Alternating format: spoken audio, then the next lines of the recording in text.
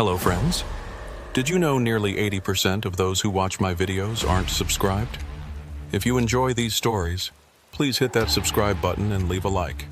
It really helps. Thank you for being here. By the way, where are you watching from? Let me know in the comments. I've been using these locations for about 15 years. I started when I was 23 after leaving a troubled marriage in a town that felt too small to breathe.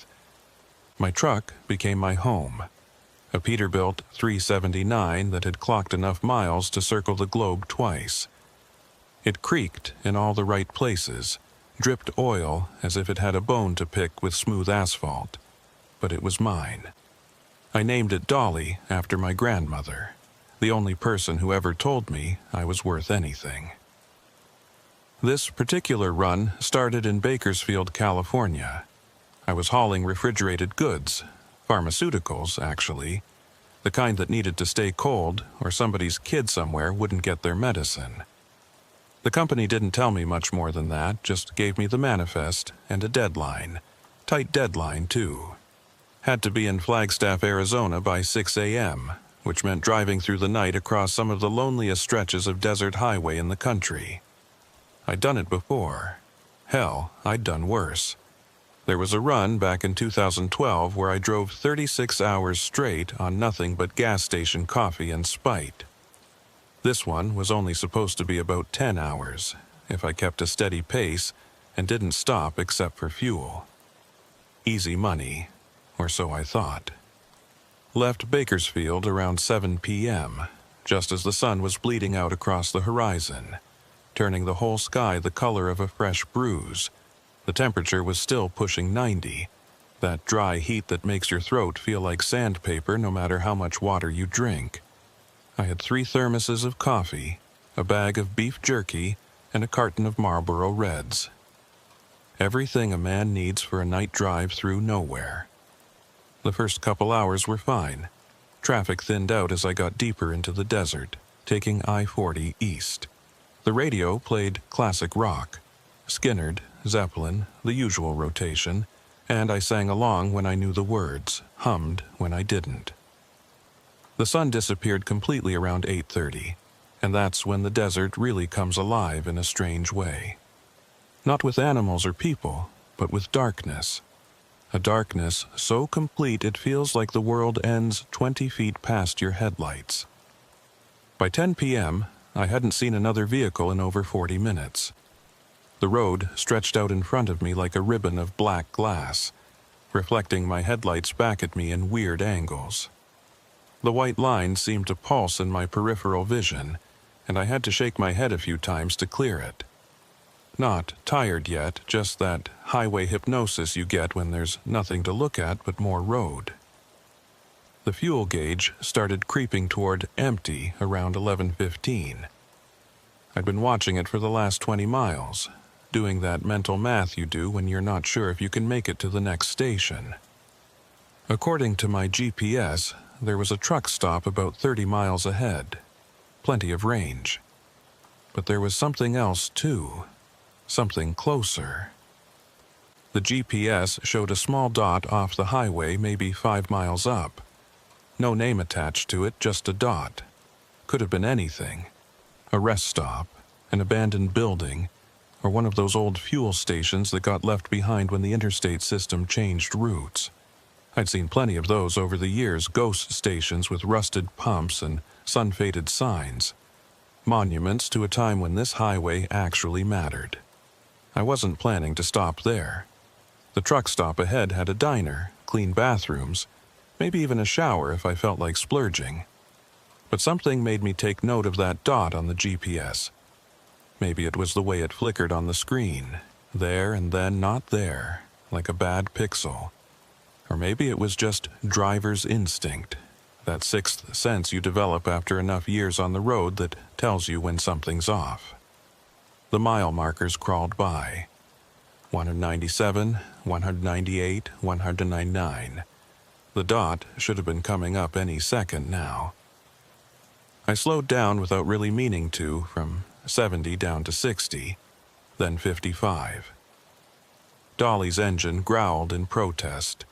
Not used to going this slow on a straightaway. That's when I saw it. At first, it was just a glow in the distance, off to the right side of the highway. Could have been anything, a house, a farm, even just the moon reflecting off something metal.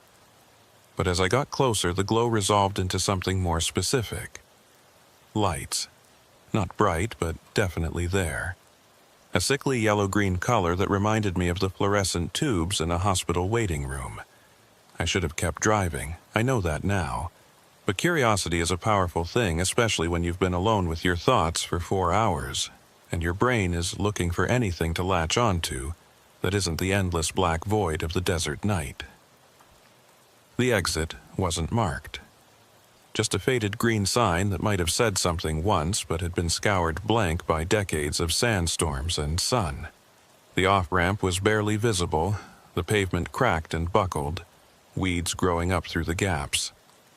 I hesitated for maybe 3 seconds, my foot hovering over the brake before I committed. Dolly rumbled down the exit, her suspension complaining about the rough road. The lights were clearer now, maybe a quarter mile off the highway, connected by what looked like an old service road. As I got closer, I could make out a structure, low and flat, the classic shape of a 1960s fuel station. The kind with a wide overhang over the pumps and big plate glass windows across the front.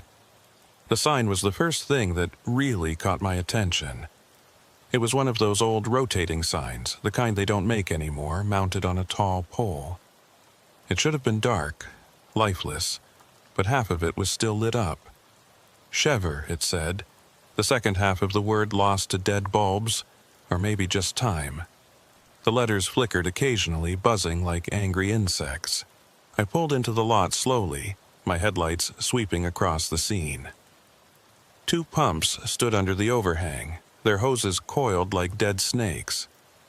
The price display was frozen at $1.47 per gallon, which meant this place had been closed since at least the early 2000s.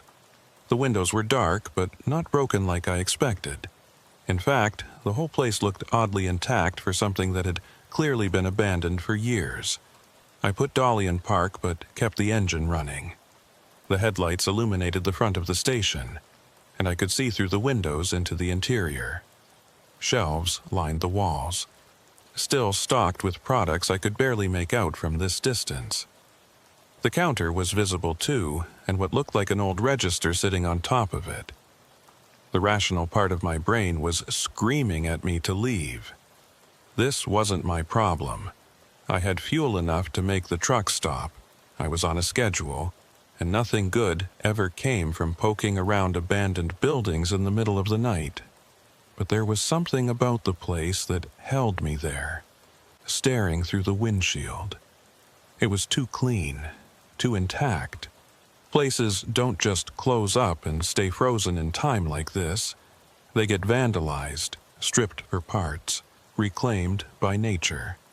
This looked like someone had just walked away mid-shift and never came back, and the building had been waiting ever since. I noticed something else then. The lights inside weren't on, but there was definitely light coming from somewhere in the back. A faint glow, similar to the sign outside, that barely illuminated the interior. And was that movement? I leaned forward, squinting through the windshield.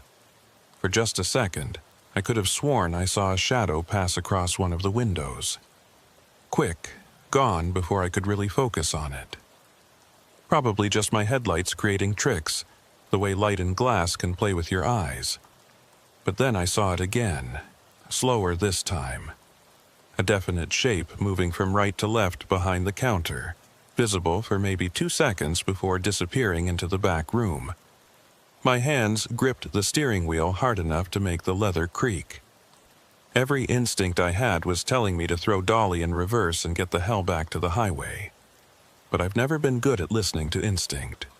That's how I ended up married to Carla, how I ended up in this job, how I ended up most places in my life.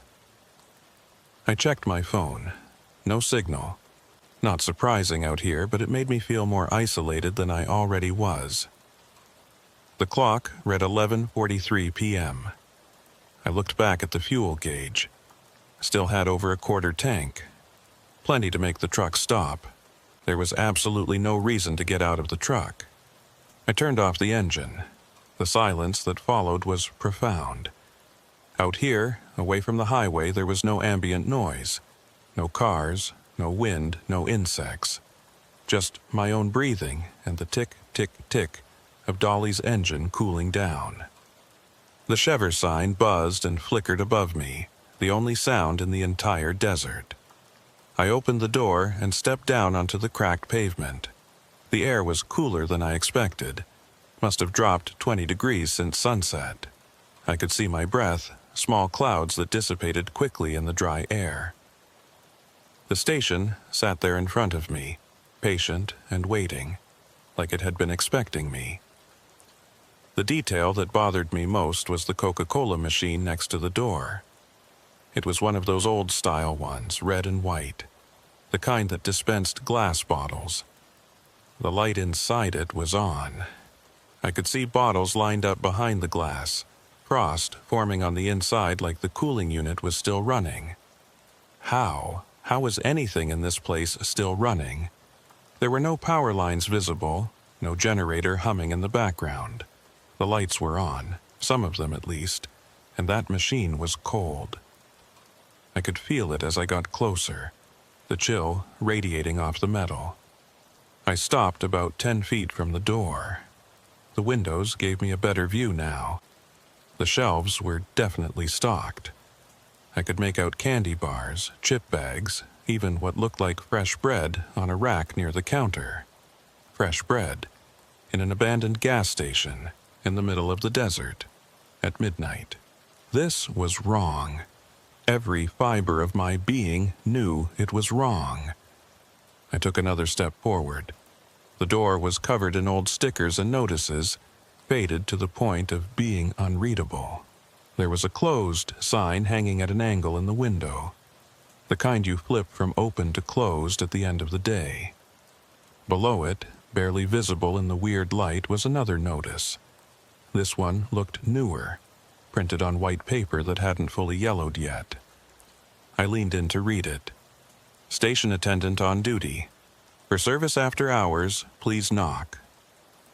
The paper wasn't weathered, wasn't faded, wasn't covered in the dust and grime that coated everything else. It looked like it had been put up maybe last week, maybe yesterday, maybe an hour ago. I reached for the door handle, my hand shaking slightly. The metal was ice cold against my palm. I pulled, expecting it to be locked. It swung open easily, smoothly, the hinges making a soft creaking sound that echoed in the empty desert night. A small bell above the door jingled, ding-a-ling, cheerful and obscene in the silence. Warm air rushed out to greet me. Not hot, not cold, but distinctly warm, like the building had a heater running. I could smell coffee, fresh coffee, and something else underneath it, something chemical and sharp that I couldn't quite place. I stood in the doorway, 1 foot in, 1 foot out, staring into the interior of the station. The shelves were definitely stocked. More than that, the products looked new. Doritos bags with current logos. Candy bars I recognized from truck stops I'd been to last week. A rack of Arizona iced teas that still had condensation on the cans. The counter had a coffee maker on it, a full pot sitting on the burner. I could see steam rising from it in thin wisps. Next to it was a styrofoam cup, half full, a brown ring around the inside like someone had been drinking from it recently. "Hello?" My voice sounded too loud in the space, harsh and intrusive. No response. Just the hum of the fluorescent lights and the soft drip, drip, drip of the coffee maker. I took another step inside. The floor was clean. Not just relatively clean, but actually clean. The linoleum tiles shining like they'd been mopped recently. I could even see faint wet streaks in the corners, like someone had done a rush job and missed a few spots. This was impossible. This whole thing was impossible. You don't find abandoned stations in perfect condition with fresh coffee and working lights and stocked shelves. You just don't, unless it wasn't abandoned. The thought hit me like a cold wave. What if this place wasn't abandoned at all? What if it was still operating, just rarely used because of the location? That would explain everything. The fresh products, the coffee, the lights. Some old guy probably ran it, kept weird hours, and I just happened to show up when he was in the back room or the bathroom. The rational explanation felt good. It felt right. It pushed back the creeping dread that had been building in my chest since I pulled off the highway. "Hello?" I called again, louder this time.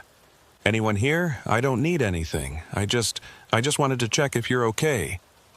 Still nothing. I walked toward the counter, my boots squeaking on the clean floor. The coffee maker was one of those industrial types, a big glass pot sitting on a hot plate. The coffee inside was dark, almost black, and definitely hot. I could feel the warmth radiating off it. Next to the half-full cup was an ashtray with a cigarette butt in it. The filter was still white, barely smudged, like it had been put out maybe 5 minutes ago. I leaned closer. The ember end still had a tiny wisp of smoke coming off it. "Okay," I said out loud to myself. "Okay, so someone's definitely here. They just stepped out. That's fine. That's normal." But my voice sounded uncertain, even to my own ears. I looked around the rest of the station. Behind the counter there was a doorway leading to a back room. The light I'd seen from outside was coming from there, spilling out into the main area. I could see part of a desk, some filing cabinets, the usual office stuff. The rational thing would be to call out one more time, maybe even step outside and wait by my truck until whoever ran this place came back from wherever they'd gone. The rational thing would be to respect their privacy and their property. I walked toward the back room. I don't know why. Even now, years later, I can't explain what made me do it. Curiosity, maybe. Or that same self-destructive impulse that had been guiding my decisions for as long as I could remember. The feeling that I needed to see, needed to know, even if knowing was worse than not knowing. The back room was small, maybe 10 feet by 10 feet. A desk sat against the far wall, covered in paperwork and old invoices. A metal filing cabinet stood next to it, the drawers slightly open. A calendar hung on the wall, and that's what made me stop dead in my tracks. The calendar was turned to October 2006. Not just that.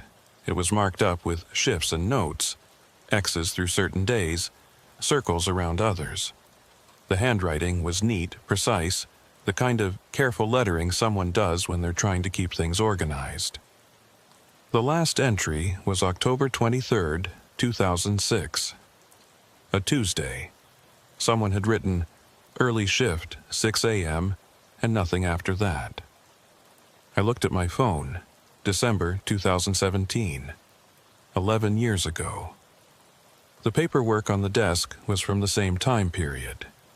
Invoices dated 2006, delivery manifests, employee schedules. Everything stopped in late October of that year. Just stopped. But the lights were on. The coffee was hot. The cigarette was still smoking. I backed out of the office slowly, my heart hammering in my chest. This wasn't right. This wasn't possible. I needed to leave. I needed to get back in my truck and drive and forget I ever saw this place. As I turned toward the door, I noticed something I'd missed before. The shelves weren't just stocked. They were stocked with products from 2006. Old Lay's bags with logos they hadn't used in a decade. Candy bars and wrappers I vaguely remembered from high school. A rack of magazines near the counter with dates from October and November 2006. But I'd seen fresh products when I came in. I'd seen current logos, current designs. I was sure of it. I walked over to the chip rack, my hands shaking now. I picked up a bag of Doritos. The logo was old. The design was from at least 10 years ago. I dropped it and grabbed another bag. Same thing. Every product on the shelves was from 2006 or earlier. I must have been seeing things when I first came in. The weird light, the exhaustion, my brain filling in details that weren't there. That had to be it. But the coffee, the cigarette. I turned back toward the counter and froze. The styrofoam cup was gone. The ashtray was empty. The cigarette butt had vanished. I hadn't heard anything, hadn't seen anyone move. But they were definitely gone. "Hello?" My voice cracked on the word. "Look, I don't want any trouble. I'm just a driver who pulled off the highway. I'm leaving now, okay? I'm leaving." Silence. Then, from somewhere deep in the building, the sound of a door closing. Soft, but distinct. I ran. I don't remember making the decision to run, but suddenly I was moving, my legs pumping, my boots sliding on the clean floor. The bell above the door jangled frantically as I burst through, out into the cold desert air. I made it to Dolly in seconds, yanked the door open, threw myself into the seat. My hands fumbled with the keys, dropping them once before I managed to get them in the ignition. The engine roared to life, and I'd never heard a more beautiful sound. As I threw the truck into gear, my headlights swept across the front of the station one more time. There was someone standing in the window, just a shape, a silhouette backlit by the sickly yellow-green light. Too far away to make out features, but definitely there. Definitely watching me. The figure raised one hand, not waving, not threatening, just raised it, palm out, like it was saying goodbye, or maybe hello. I slammed my foot on the gas and Dolly lurched forward, tires squealing on the pavement. I didn't look back. I navigated the broken service road by feel and memory, found the on-ramp to the highway, and merged back into the darkness at 70 miles per hour. My heart didn't stop racing until I saw the lights of the truck stop 30 miles up the road. Bright, modern, familiar lights. I pulled in and sat in the parking lot for 20 minutes, just breathing, just trying to make sense of what I'd seen. I wanted to dismiss it as exhaustion, hallucination. Some kind of weird waking dream brought on by too much coffee and not enough sleep. But I could still smell that place on my clothes, the coffee and the chemical smell, and something else underneath it all. Something wrong. I thought about calling the cops, reporting it. But reporting what? An abandoned gas station that wasn't quite abandoned enough? A calendar from 2006? They'd think I was crazy. Maybe I was crazy. I finished the run to Flagstaff, delivered the pharmaceuticals on time, got my pay. Drove back through the same stretch of desert 3 days later in daylight, keeping my eyes on the road, but also glancing at the GPS, looking for that exit. I never found it. The dot wasn't there anymore on the GPS. I even pulled over and checked my route history. Nothing. Like that exit had never existed at all. But I know what I saw. I know where I went. And sometimes, late at night when I'm on a long haul through empty country, I wonder if that station is still out there. Still waiting. Still impossible. And I wonder about the person in the window, the one who raised their hand. Were they saying goodbye? Or were they just saying, see you next time? I didn't tell anyone about the Chevron station for weeks. What was there to tell? Every time I tried to piece the story together in my head, it sounded insane even to me. I'd pulled off at an abandoned gas station, seen some old products and a calendar from 2006, and got spooked. That's all it was when you stripped away the fear and the weird details. Nothing had actually happened. Except it had. Something had definitely happened, even if I couldn't put it into words that made sense. The run to Flagstaff became a regular gig. The pharmaceutical company liked my record. On time, no damage, no complaints, so they kept giving me the route. Every Tuesday and Friday, Bakersfield to Flagstaff and back. The money was good, steady, and I needed steady more than I needed variety. For the first month, I made sure to take the northern route, adding an extra hour to the drive, but avoiding that stretch of I-40 entirely. I told myself it was because the northern route had better truck stops, which was true. I didn't admit that I was scared, but routes have a way of changing. Construction, detours, weather. In early January, a rock slide closed down part of the northern highway, and my dispatcher rerouted me back to I-40. I argued with him about it for 10 minutes before I realized how that must sound. Why would a veteran driver be afraid of a particular highway? I took the route. The whole drive, I kept my eyes on the road. Didn't look at the GPS except to check my ETA. Didn't slow down when I passed the area where I thought that exit might be.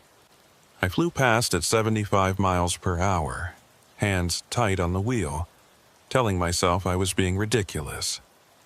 Nothing happened. No mysterious exits, no flickering signs, no abandoned stations. Just empty desert and darkness, and the white lines pulling me forward. I felt stupid for being so worked up about it. The relief lasted until my next run. It was a Friday night, mid-January. I'd started the route later than usual. Dispatcher had mixed up the pickup time, which put me on that stretch of I-40 around midnight instead of my usual 10 or 11 p.m. The desert looked different somehow. Darker. The moon was just a thin slice of light, not enough to illuminate anything, and my headlights seemed weaker than normal. I'd been driving for about 3 hours when Dolly's engine started making a weird noise. Not loud, just a soft ticking that hadn't been there before. I know every sound that truck makes, every rattle and groan, and this was new. I checked the gauges. Everything looked normal, temperature fine, oil pressure good, no warning lights. The ticking continued. Tick, tick, tick, in rhythm with the engine. I turned down the radio to listen more carefully. It was coming from under the hood, definitely, but it didn't sound dangerous. Not yet. I could probably make it to the truck stop ahead, have a mechanic look at it in the morning. Then the temperature gauge jumped. Not gradually, it leaped from normal to the red zone in a matter of seconds. Warning lights exploded across the dashboard, and I could smell burning coolant immediately, sharp and chemical. No, no, no, I muttered, easing off the gas. Come on, Dolly, not here, not now. Steam started pouring from under the hood, illuminated by my headlights, thick white clouds that made it hard to see the road. I had no choice. I pulled over onto the shoulder, threw on my hazards, and turned off the engine. The silence that followed was oppressive. No traffic, no wind, just me and the cooling ticks of a dying engine. I sat there for a minute weighing my options. I could call for a tow, but out here it would take hours for anyone to arrive. I could try to fix it myself if it was something simple, but I'd need to let the engine cool down first or risk serious burns. I grabbed my flashlight and got out to assess the damage. The hood was too hot to touch, so I walked around the truck, checking for obvious problems. Nothing. No leaks visible, no damage, just a dead truck in the middle of nowhere. That's when I noticed the glow. About a mile ahead, off to the right. The same sickly yellow-green light I'd seen 6 weeks ago. My stomach dropped. No. It couldn't be the same place. The exit had disappeared from my GPS. I'd driven this route 3 times since then and never seen anything. But there it was. The Chever sign, with half its letters lit, rotating slowly in the desert night. I stood there staring at it, my flashlight hanging uselessly at my side. This wasn't possible. I was at least 20 miles past where I thought that station had been. But maybe I'd been wrong about the location. Maybe there was more than one abandoned chevron out here. Or maybe the station had moved.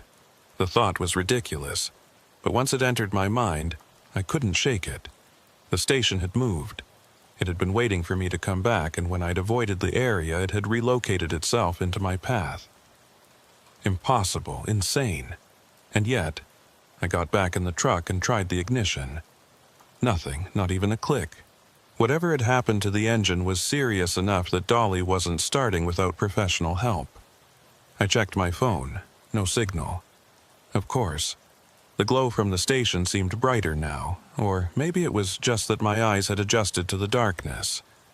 I could make out the shape of the building, the overhang over the pumps, even the outline of the Coca-Cola machine next to the door. I had two choices. Sit in my truck all night waiting for another vehicle to pass, which might not happen until morning, or walk to the station and see if they had a working phone. If someone was actually there this time, which seemed possible given the fresh coffee and cigarette I'd seen last time. The smart choice was obvious. Stay with the truck, wait for help. Don't go anywhere near that station. I started walking. I don't know why I did it. Fear makes people do stupid things sometimes, but this wasn't fear. This was something else. Compulsion, maybe. Like I'd been invited to something and it would be rude not to show up. The walk took longer than I expected. The station looked close, but distances are deceiving in the desert at night. 20 minutes of walking on the dark shoulder of the highway, my flashlight the only point of light in the world besides that station and the stars overhead.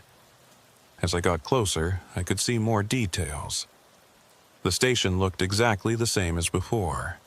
Same cracked pavement, same intact windows, same impossibly clean appearance for something that should have been decaying for over a decade. The service road leading to it was there, just like I remembered. I hadn't noticed a turnoff when I pulled over. It must have been hidden by the curve of the highway, but there it was, crumbling asphalt cutting off into the darkness. I walked down it slowly, my boots crunching on loose gravel. The Chever sign rotated above me, buzzing and clicking. As I passed under it, I could see that more letters had burned out since last time. Now it just said CHE, the rest of the word dark and dead. The pumps stood under their overhang like patient sentries. I stopped to look at them more closely. The price display still read $1.47. But when I looked closer, I saw that the numbers were actually moving, cycling through different prices too fast to read. $1.47, $2.103, $0.89, $3.45, all in the span of seconds, before settling back on $1.47. The Coca-Cola machine was still running, its internal light bright and somehow obscene in the darkness. I could see bottles lined up inside, frost on the glass. On impulse, I pulled the handle. It opened. A bottle dropped into the dispenser chute with a heavy clunk. I reached in and pulled it out, expecting it to be warm, a fake, some kind of prop. The glass was ice cold. Frost clung to the sides. I twisted off the cap, an old-style cap, the kind you needed a bottle opener for, except this one came off with my bare hands. The smell was wrong. Not Coca-Cola. Something chemical and bitter underneath the sweetness. I poured a little on the ground. It fizzed and steamed, like it was reacting with something in the dirt. I set the bottle down on top of the machine and backed away. The front door was exactly as I remembered it. Same stickers, same notices, same closed sign hanging at an angle. And yes, the same white paper notice. Station attendant on duty. For service after hours, please knock. I didn't knock. I pulled the door open, and the bell above it jingled. Ding-a-ling. Cheerful and wrong. The interior was different this time. Not completely different, but enough to notice. The shelves were still stocked, but the products had changed positions. Things that had been on the left were now on the right. The chip rack was where the candy had been. The magazines were on a different wall, and they were newer. The products, I mean. Some of them were actually current. Bags with 2017 logos, candy bars and wrappers I recognized from last week, mixed in with the old stuff from 2006, creating a weird timeline collision on the shelves. The coffee maker was on the counter, a full pot sitting on the burner, steam rising. But there were 2 cups this time, both half full, both with brown rings around the inside. "Hello?" I called out. My voice echoed in the space, bouncing off the walls in a way it shouldn't have. The room wasn't big enough for an echo. No response. I walked toward the counter, my flashlight beam cutting through the dim interior. The fluorescent lights overhead were flickering now, on off, creating a strobe effect that made everything seem to jump and stutter. The cash register was open, empty. Not just empty of money, but empty of everything. No receipt paper, no coin tray, nothing. Just a hollow metal box with its drawer hanging open like a mouth. Behind the counter, the doorway to the back room. The light was still spilling out, that same yellow-green glow. I could hear something now, too. Soft, rhythmic. It took me a moment to place it. Breathing. Someone was in the back room, breathing. Slow and steady, in and out, like they were sleeping. Or waiting. Every rational thought in my head screamed at me to leave. This was wrong. This place was wrong.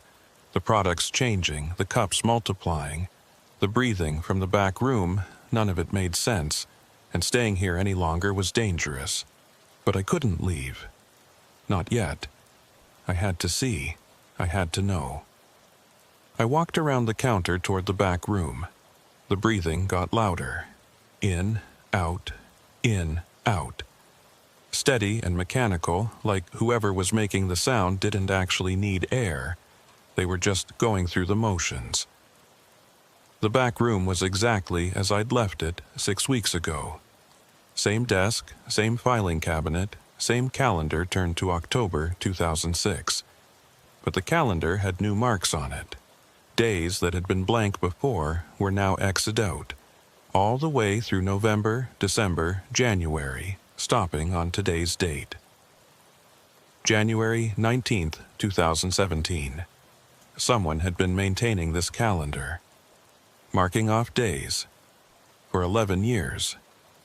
The breathing was coming from the corner of the room, where shadows pooled too thick for my flashlight to penetrate. I could see the outline of something there, a shape, person-sized but wrong somehow. The proportions were off. "Who's there?" I asked, hating how my voice shook. The breathing stopped. The silence that followed was worse. I stood there, frozen, my flashlight pointed at the corner, illuminating nothing but darkness. The shape was gone, or had never been there. I couldn't tell any more. Then I heard it. From behind me, back in the main room of the station. Footsteps, slow and deliberate, moving from the door toward the counter. Boot heels clicking on the linoleum floor. I spun around, my flashlight beam sweeping across the doorway. Nothing. The main room was empty. But I could still hear the footsteps, getting closer. Now behind the counter, now in front of it. Now, they stopped right on the other side of the doorway. Right where I was standing. I couldn't breathe. Couldn't move. My flashlight illuminated the empty main room. The shelves with their impossible products. The counter with its empty register and twin coffee cups. But there was no one there.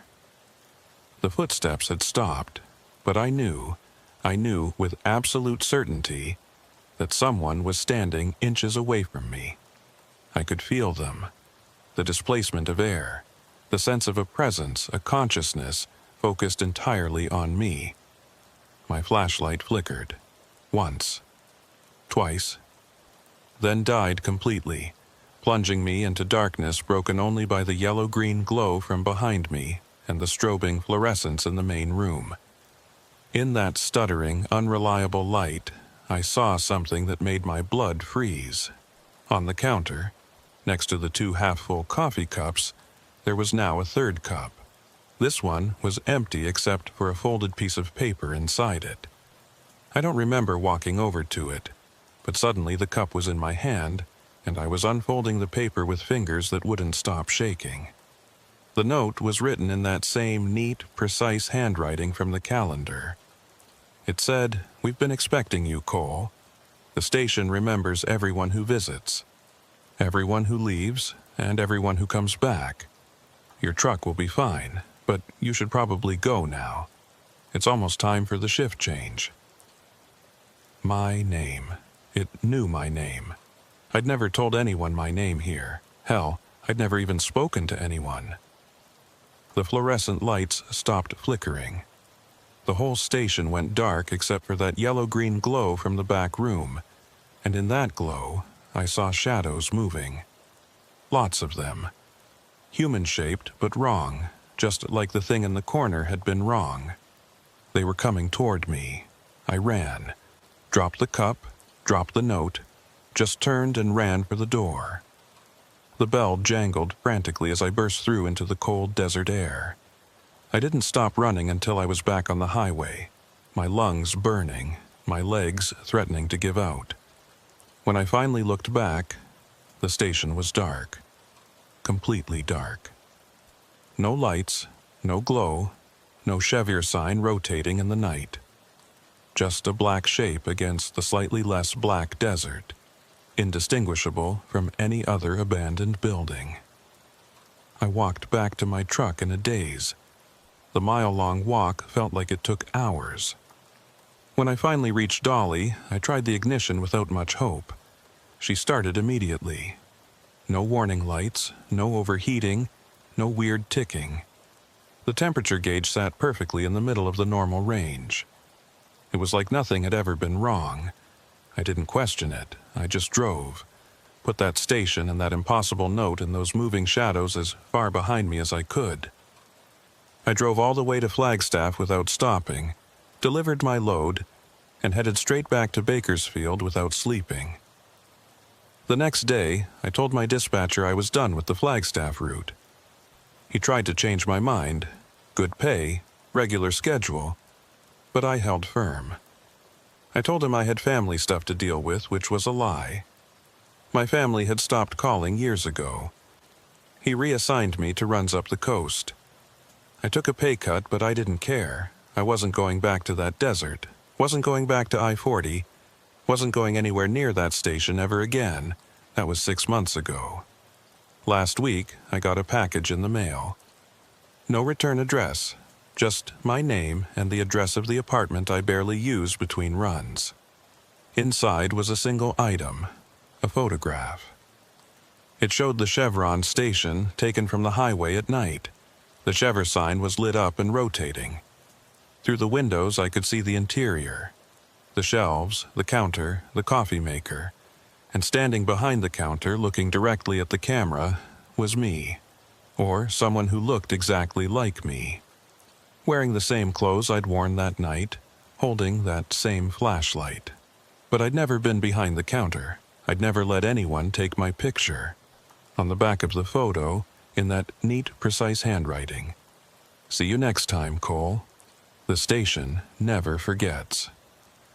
I don't drive anymore. I quit the trucking company, sold Dolly to another driver who said he needed a good rig for long desert runs. I tried to warn him, tried to tell him to avoid I-40, but he just laughed and said the desert was the best place to drive. Empty, peaceful, no complications. I saw him 3 weeks ago. He looked thin, haunted, like he wasn't sleeping. When I asked him about the routes, he got quiet. Then he said, "You ever stop at a station that shouldn't exist?" I didn't answer. I just walked away, because I know the truth now. The station doesn't exist for everyone. It chooses, it picks certain drivers, certain people, and it brings them in. And once you've been inside, once you've seen it, you're marked. You belong to it in some way. I still get packages sometimes. Always photographs. Different angles of the station, different times of night. And in every single one, somewhere in the frame, I can see myself.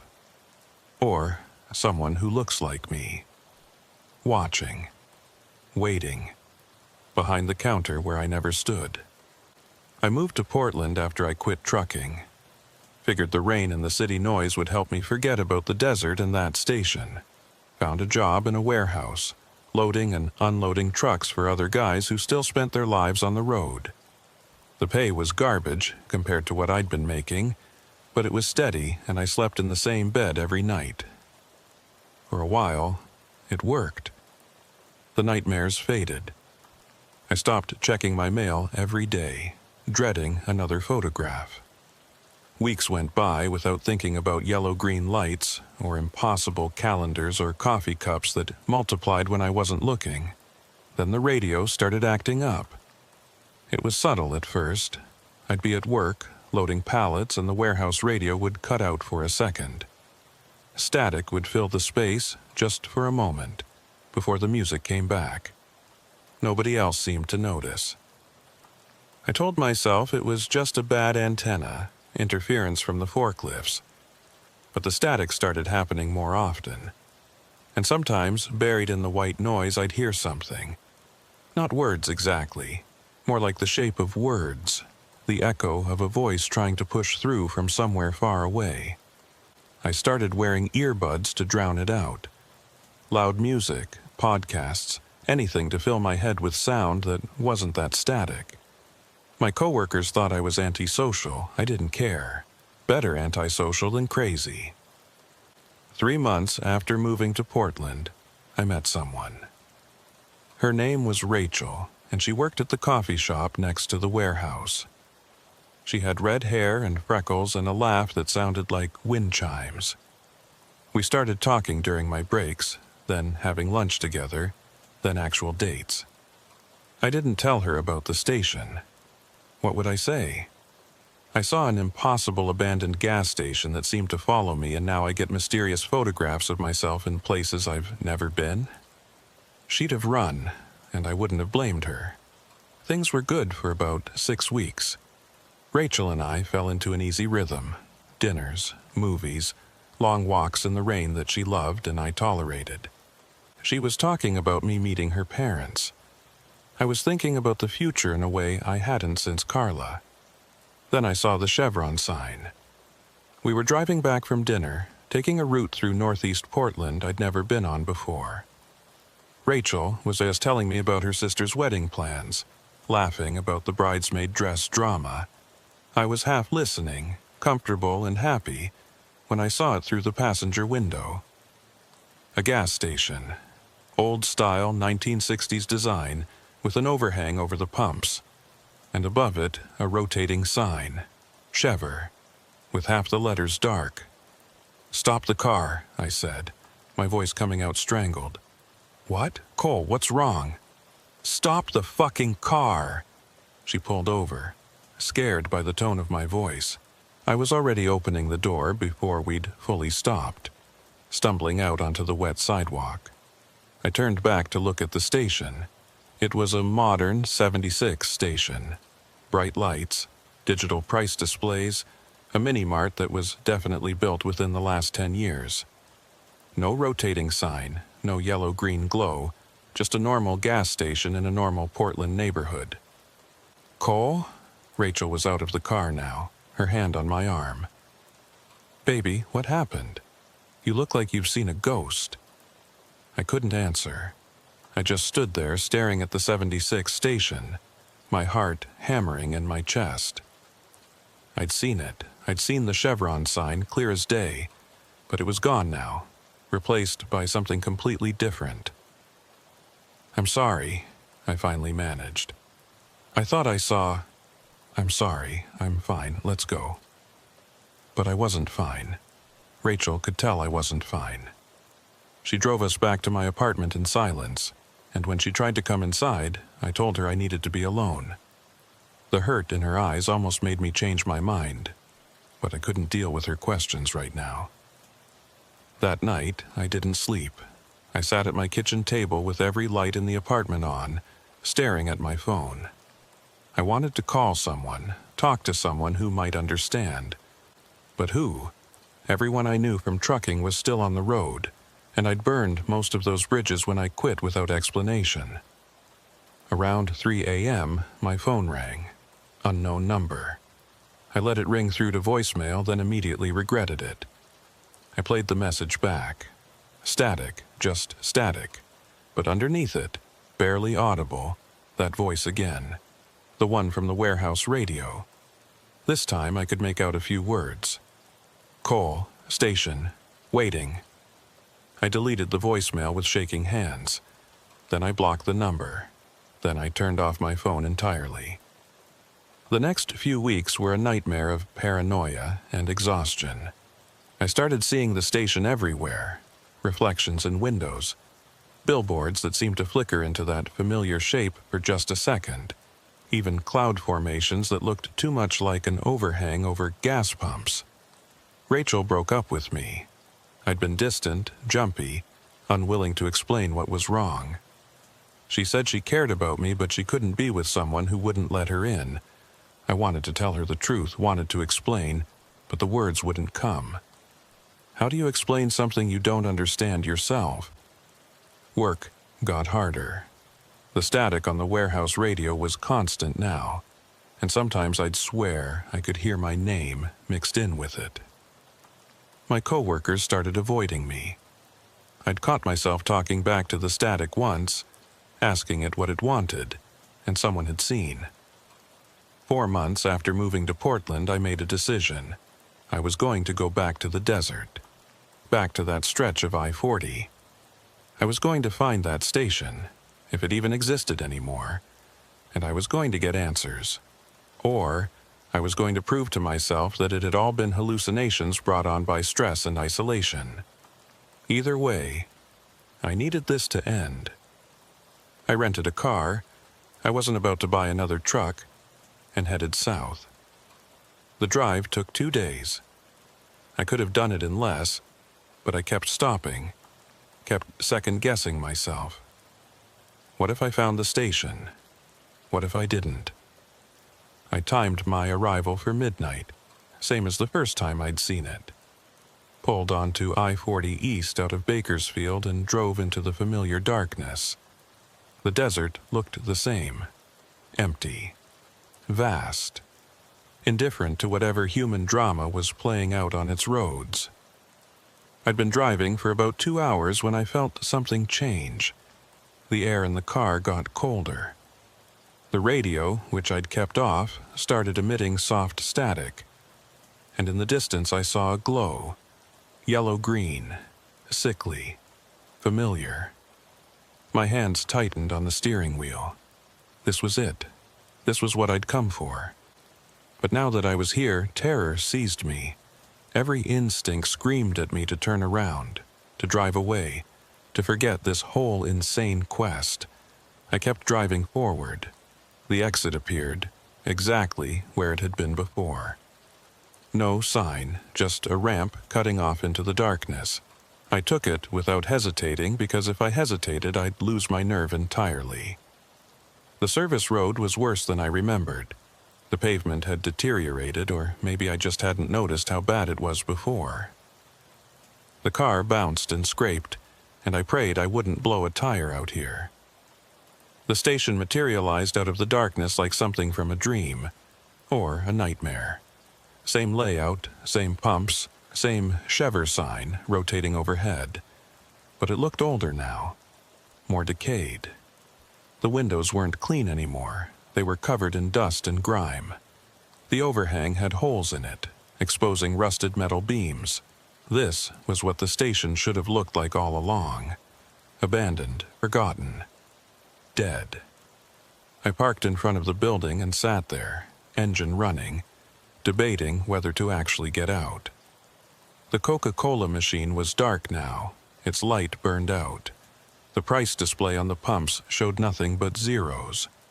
The front door was hanging open, moving slightly in a wind I couldn't feel. I turned off the engine and got out. The silence was total, oppressive. No insects, no wind, no ambient sound of any kind. just my breathing and the crunch of my footsteps on the broken pavement. The bell above the door was gone, so there was no cheerful jingle when I stepped inside. The interior was dark except for my flashlight beam, and what it revealed made my stomach turn. The shelves were still stocked, but the products had rotted. Chip bags bloated with decay, candy bars melted into puddles of waxy chocolate, bread covered in thick black mold. The smell was overwhelming, sweetness and rot and that chemical smell underneath it all. The counter was covered in dust an inch thick.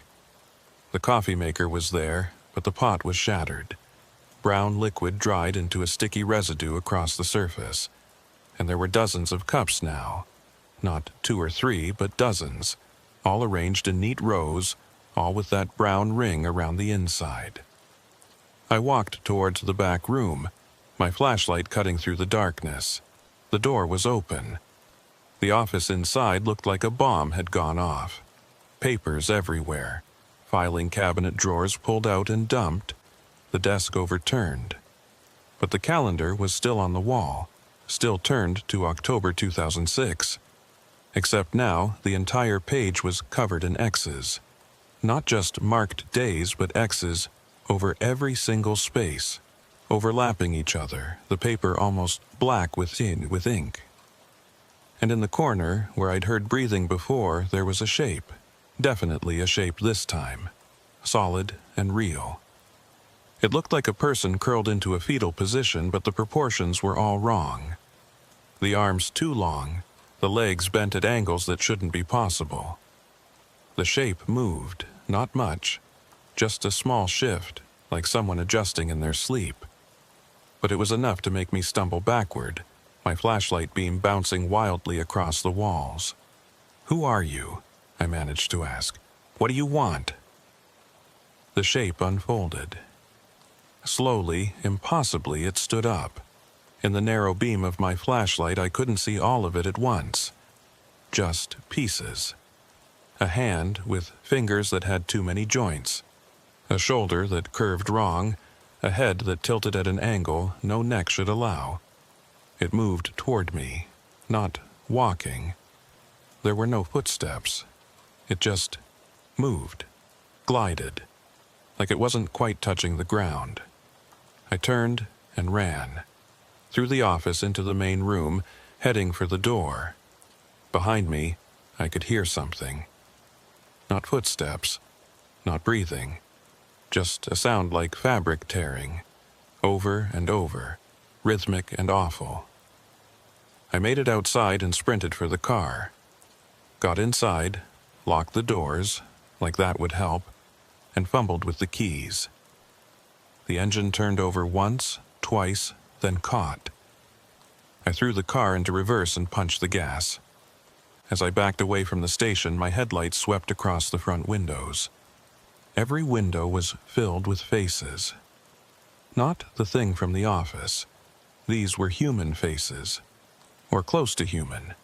Men and women and some that could have been either, all pressed against the glass, all staring at me with empty eyes.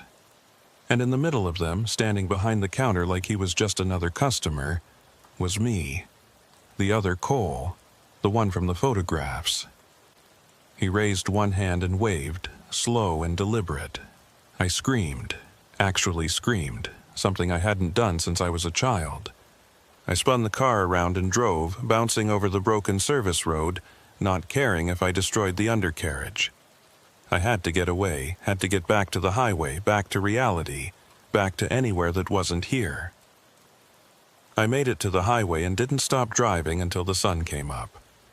I was somewhere in New Mexico by then, in a truck stop parking lot, surrounded by other drivers starting their morning runs.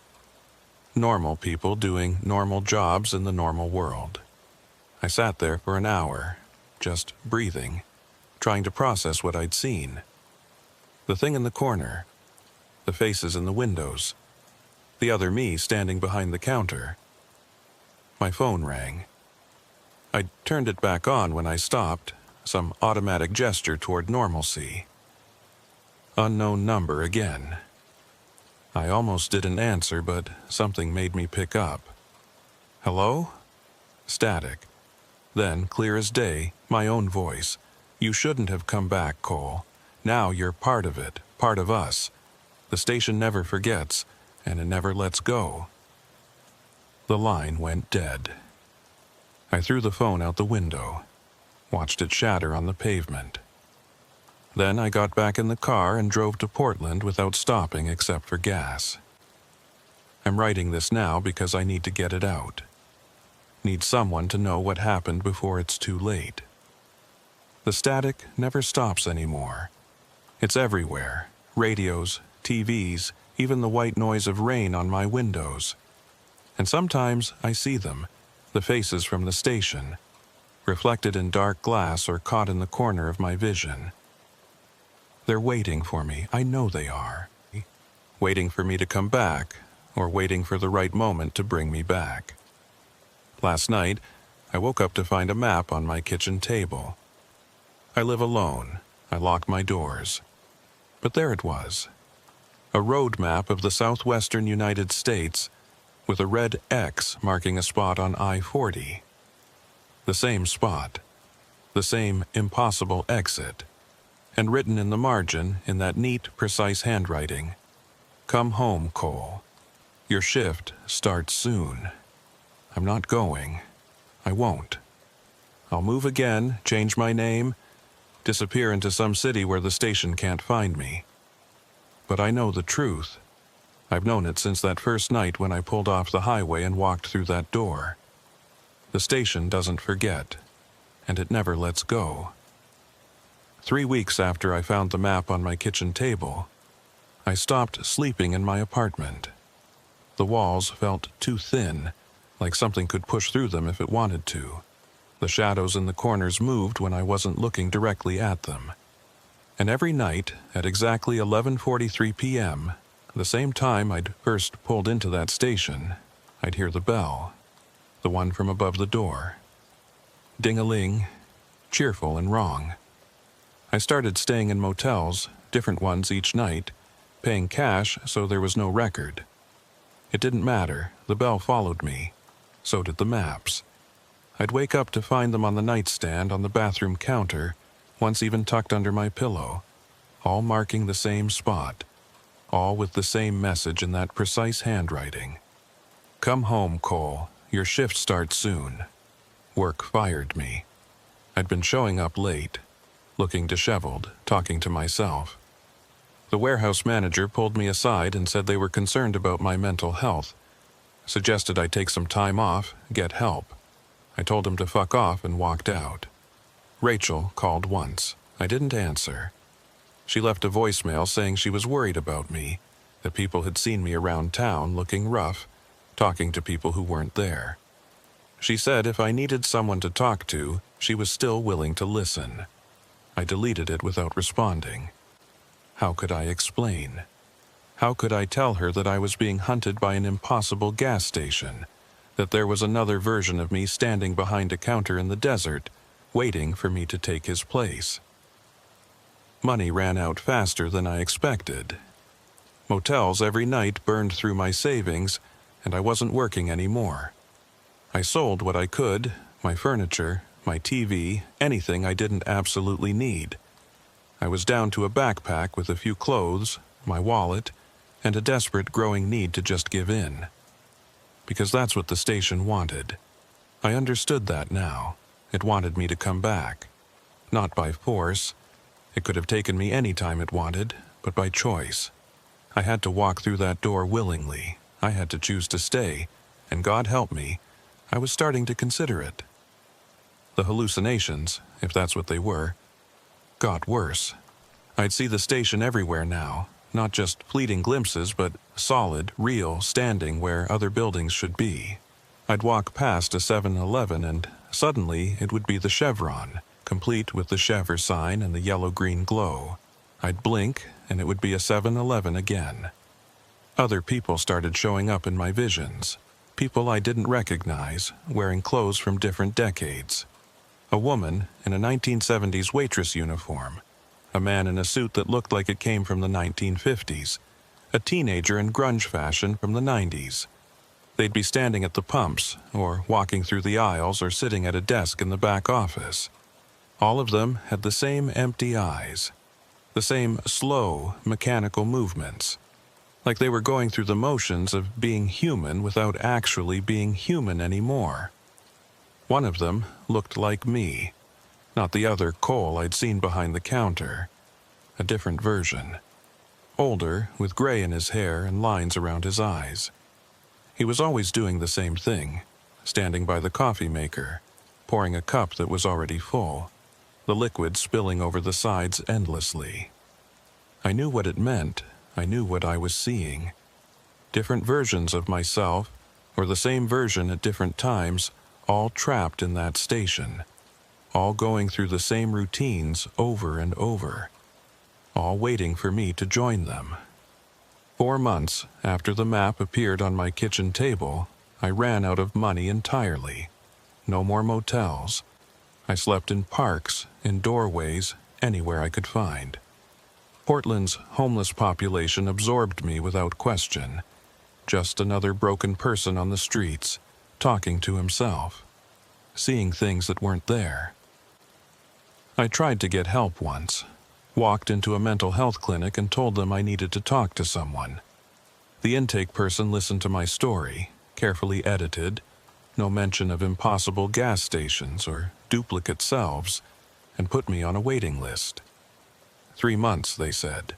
3 months before they could see me. I didn't have 3 months. The dreams started coming every time I closed my eyes now. Always the same. I'm driving Dolly down I-40. The engine starts making that ticking sound. The temperature gauge jumps to red. I pull over, and there's the station, glowing in the darkness. I walk down the service road. The bell jingles. Someone behind the counter says, "Welcome back, Cole." And I wake up screaming. 5 months in, I stopped fighting it. The exhaustion was total, crushing. I couldn't remember what it felt like to be sane, to live a normal life. The station had taken everything. My job, my home, my relationship, my fucking mind. I had nothing left except the knowledge that somewhere out in the desert, there was a place waiting for me. I stole a car. I'm not proud of it, but I was past the point of caring about things like law and morality. It was an old Honda, easy to hotwire, and I took it from a parking garage downtown. Pointed it south and started driving. The entire trip felt like a dream. I'd go in and out of awareness, sometimes finding myself hundreds of miles further along than I remembered, sometimes losing hours with no idea where they'd gone. The radio played static the whole way, occasionally resolving into music from different decades. Glenn Miller, Elvis, Nirvana, songs that shouldn't all be on the same station. And underneath it all, that voice. My voice. Almost home, Cole. Almost time. I reached the stretch of I-40 just after midnight. Of course, everything always happened at midnight out here, like the universe was following some script I'd never been allowed to read. I didn't have to look for the exit. I knew exactly where it was. My hands turned the wheel automatically and the car rolled down the service road like it was on rails, like I'd done this 1,000 times before. The station looked different this time, better.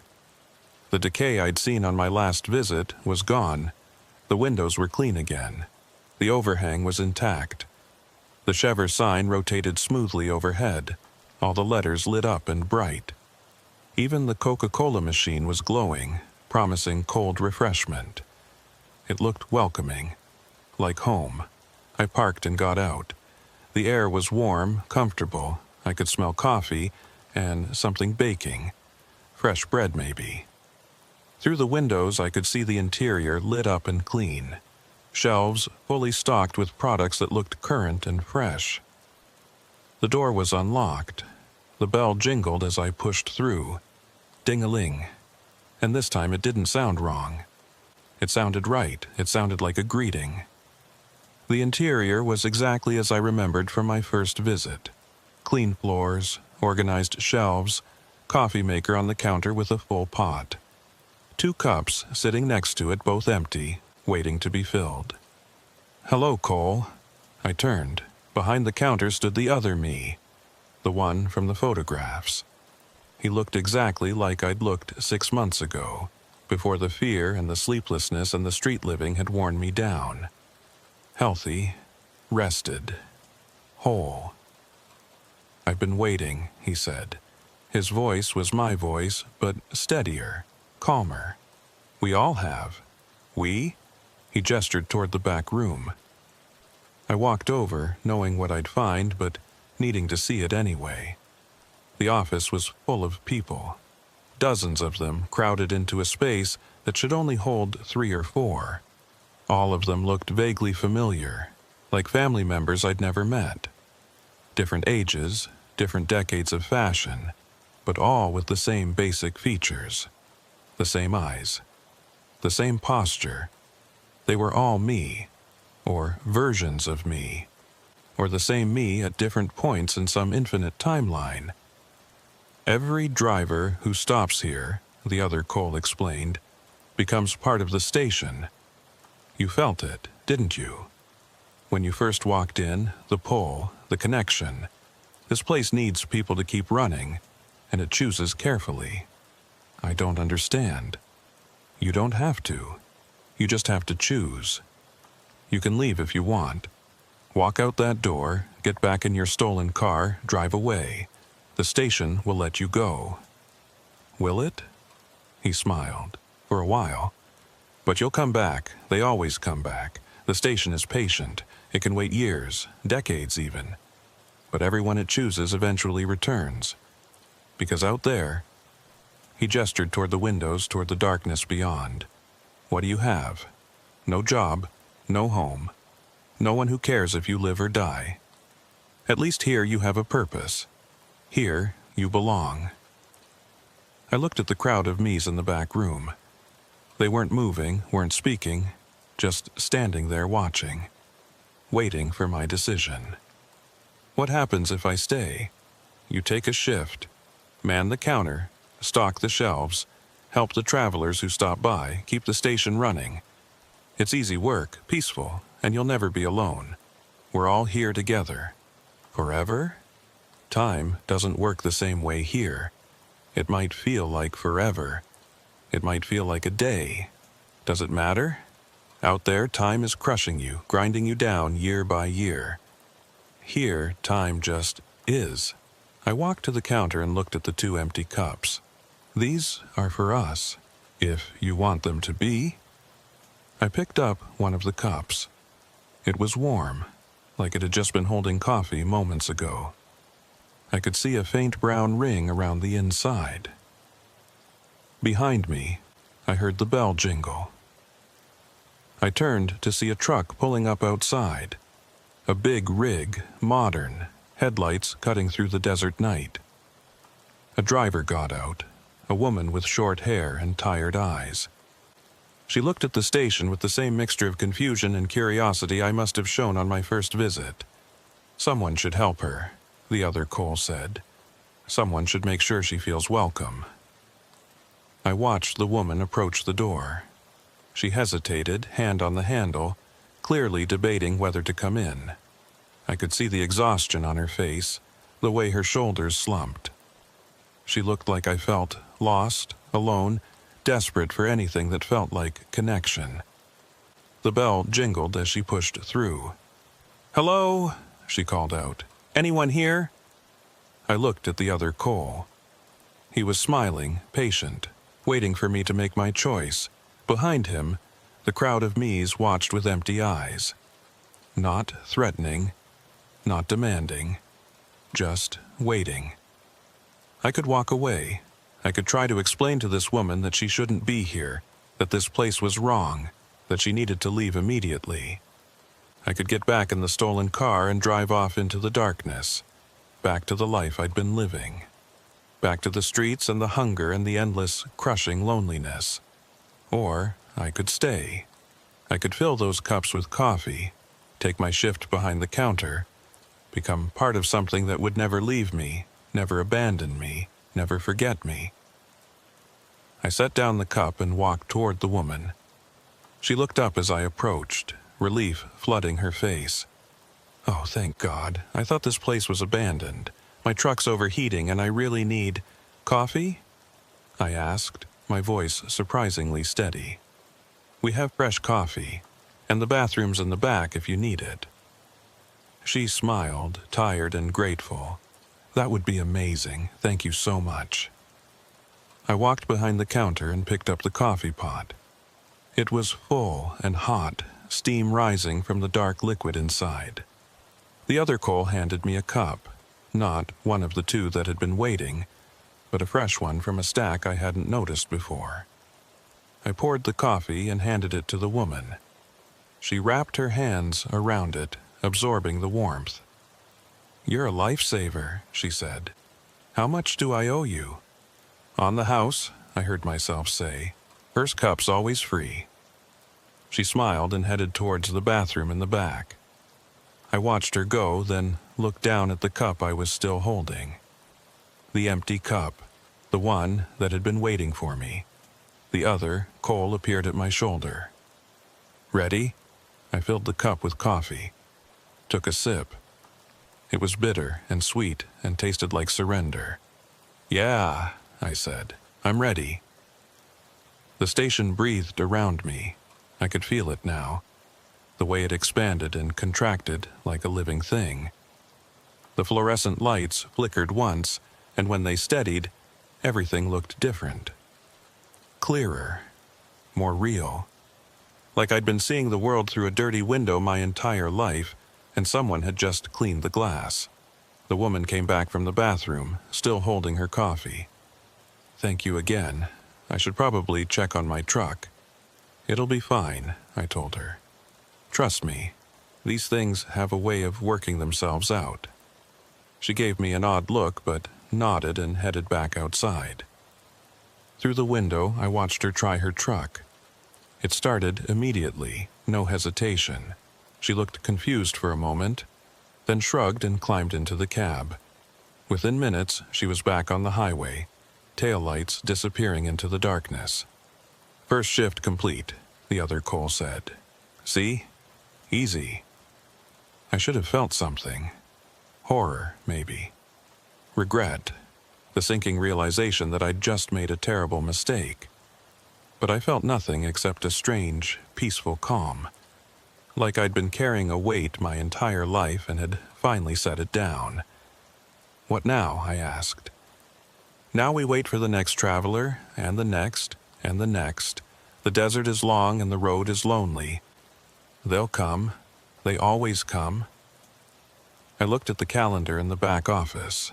It was still turned to October 2006, but as I watched, the page flipped. November, December. The years cycled past faster and faster until they blurred together into a single, endless present. Time doesn't work the same way here. The other Cole had been right about that. I don't know how long I've been at the station. Could be days. Could be years. The travelers come and go. Some stay for just a cup of coffee. Others browse the shelves. A few try to talk to us. We smile and help and watch them leave, back to their lives, back to the world that exists outside this impossible place. Occasionally, someone stays. We can always tell who will stay. They have the same look I must have had, lost, desperate, willing to trade anything for a moment of peace. We welcome them. We pour them coffee. We show them the calendar in the back office and the crowd of previous attendants who all look a little too similar. Some of them run. Some of them join us. It doesn't matter either way. The station is patient. I saw my reflection in the windows last night. I looked younger. The lines around my eyes had faded. The gray in my hair was gone. I looked like I did 10 years ago, before the marriage failed, before I spent 15 years driving alone through the darkness. The other Cole, the original other Cole, the one who was here when I arrived, is gone now.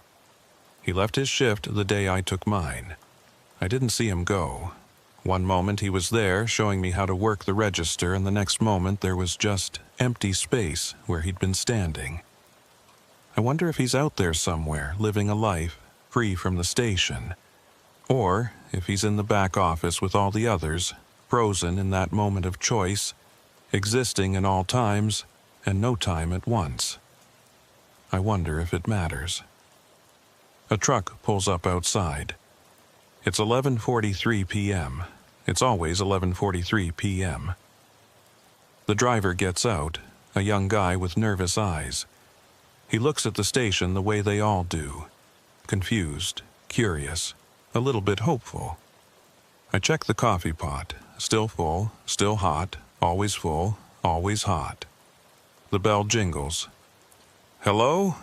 the driver calls. "Anyone here?"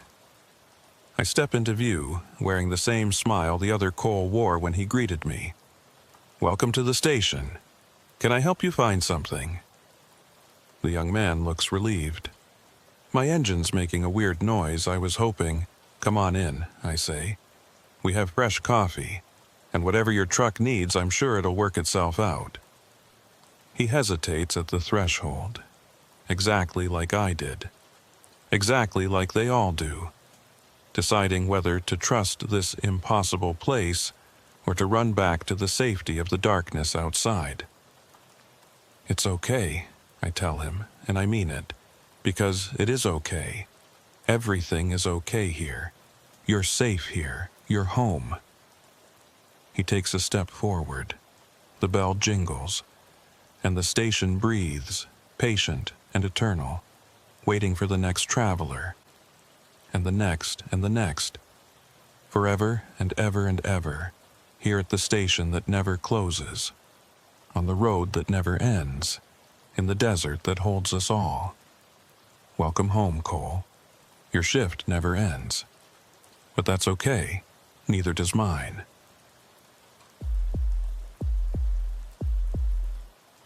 My name's Wyatt. Wyatt Briggs. Been hauling freight for nearly 12 years now, mostly out of Denver. I run a tight operation, newer Kenworth, good maintenance schedule, routes planned down to the minute. I'm the kind of driver who doesn't leave things to chance. Check the weather 3 times before a run. Know every rest stop between here and anywhere. Keep a logbook so detailed my dispatcher calls it obsessive. That's why what happened on Route 287 doesn't make any goddamn sense. It was early November, one of those runs where winter's threatening but hasn't quite arrived yet. I was hauling electronics from Denver down to Amarillo. Laptops, tablets, the kind of cargo that makes you nervous every time you hit a pothole. The manifest said I had 48 hours to make the delivery, which was generous. Should have been a milk run. I left Denver around noon on a Tuesday. The sky was that pale gray color it gets before snow, and the forecast kept changing its mind about whether we'd get hit. I decided to risk it. The southern route usually stays clear longer, and I figured I could outrun anything coming from the north. First 5 hours were perfect. I made good time through Colorado Springs, stopped for fuel and a burger in Pueblo, got back on the road by 6. The sun was setting behind me, turning the whole sky orange and purple like a bruise healing in reverse. Temperature was dropping fast, though. By the time I crossed into New Mexico, it was down to 32 degrees. Around 9 p.m., I started seeing the clouds. They were coming from the west, not the north, like the forecast had said. Big, dark, pregnant with snow. I'd seen enough mountain storms to know what was coming. I pulled over and checked my phone. The weather app had just updated. Winter storm warning. Expected snowfall, 8 to 12 inches. Expected start time, 10 p.m. Shit, I muttered, doing the math in my head. I was still 3 hours from Amarillo. If I pushed it, I might make it before the worst hit. But if I didn't, I'd be stuck on the highway in a blizzard with 40 grand worth of electronics and no way to keep them safe. The smart move would have been to find a motel, wait it out. But I'd already burned half my delivery window, and the client was one of those big box stores that penalized late deliveries. I couldn't afford the hit to my rating. I got back on the road and drove faster than I should have. 65, then 70, watching the clouds roll in from the west like an invading army. The first flakes started falling around 9:45. Just a few at first, caught in my headlights like moths, then more, then a lot more. By 10:15, I was in whiteout conditions. Couldn't see more than 20 feet ahead, the road disappearing into a wall of white. The highway was empty. Anyone with sense had already found shelter. I slowed to 40, then 30, my hands cramping from gripping the wheel so hard. The heater in the cab was running full blast, but I could still feel the cold seeping in around the doors. The windshield wipers were struggling, ice building up on the blades. Every few minutes I had to lean forward and scrape frost off the inside of the glass. I should have stopped, I know that, but there was nowhere to stop. The highway stretched on forever. No exits, no rest areas, just endless white darkness and the occasional reflective mile marker appearing and disappearing in the snow. Then, around 10:40, I saw the sign. It was barely visible through the storm, a green rectangle that materialized out of the snow like a ghost. Exit 47, services, and below it, smaller. Gas food lodging. I'd driven this route maybe 30 times over the years. I didn't remember an exit 47, but in a blizzard, with visibility near zero and my nerves shot from an hour of white-knuckle driving, I wasn't about to question it. Services meant shelter. Maybe a motel, maybe just a gas station with a warm bathroom and a chance to wait out the worst of the storm. I took the exit. The off-ramp curved away from the highway, descending into darkness. The snow seemed heavier here, or maybe it was just that I was going slower. My headlights cut through the white, illuminating nothing but more snow and the faint outline of a 2-lane road. I followed it for maybe half a mile, seeing nothing, starting to wonder if I'd made a mistake.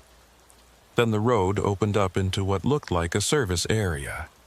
I could make out shapes through the snow, a building, definitely, and what might have been fuel pumps under some kind of overhang. I pulled into the lot slowly, my tires crunching on fresh snow that was already 3 or 4 inches deep. The building resolved into focus as I got closer. It was an old-style gas station, probably from the 70s or 80s. Single story, flat roof, big plate glass windows across the front. The kind of place you'd see in old photographs of Route 66.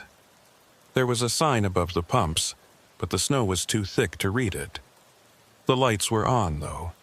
I could see a dim glow through the windows, warm and inviting after the cold hell of the highway. I parked as close to the building as I could and sat there for a minute, letting my heart rate come down. My hands were shaking. I'd been driving in that storm for over an hour, and it had taken more out of me than I'd realized. The sensible thing would be to call the dispatcher, let him know where I was, that I'd be delayed. I pulled out my phone. No signal, not even one bar. Not surprising in a storm like this, but it made me feel isolated in a way I didn't like. I looked at the building again. The lights were definitely on. I could see shelves inside, though I couldn't make out any details. Someone was probably in there, warm and dry, maybe with a phone I could use, or at least information about when the storm might pass. I grabbed my heavy coat from the sleeper cab and stepped out into the storm. The cold hit me like a physical force. The wind had picked up, driving snow into my face hard enough to sting. I put my head down and trudged toward the building, each step sinking into snow that was now ankle deep. The wind made a sound out here, not howling exactly, more like breathing, deep and rhythmic, in and out, like the storm itself was alive. I shook off the thought and kept walking. The pumps were old. I could see that even through the snow. the kind with mechanical number wheels instead of digital displays. The price showed $1.89 per gallon, which meant they hadn't been updated in at least 15 years. Maybe longer, but the lights were on. That meant someone was here operating this place, even if they weren't exactly current on their pricing. I reached the door and grabbed the handle. It was ice cold, so cold it burned my palm even through my glove. I pulled. The door opened easily, and I stumbled inside, snow following me in a blast of wind.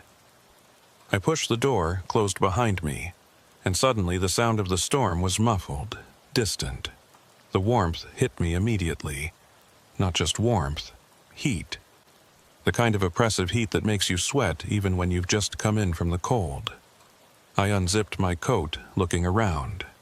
The interior was exactly what you'd expect from a place this old.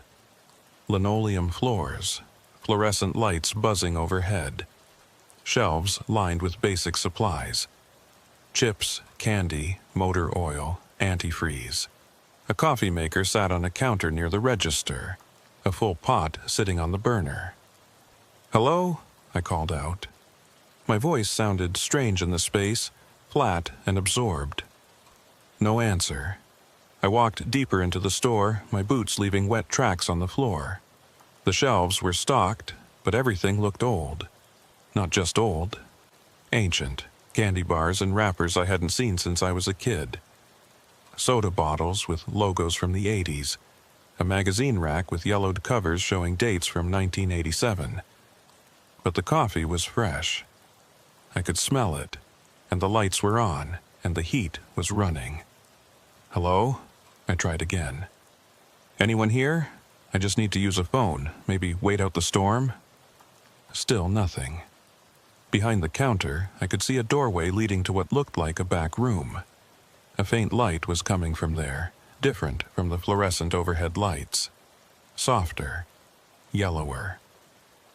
I was about to walk around the counter to check when I noticed something that made me stop. The windows.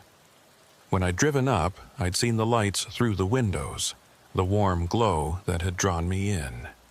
But now, standing inside looking out, I couldn't see anything. Not the storm, not my truck, not even the faint outline of the pumps. Just darkness. Complete, total darkness. Like someone had painted the windows black. I walked over to the nearest window and pressed my face close to the glass. Nothing. I couldn't even see the reflection of the interior lights. It was like looking into a void.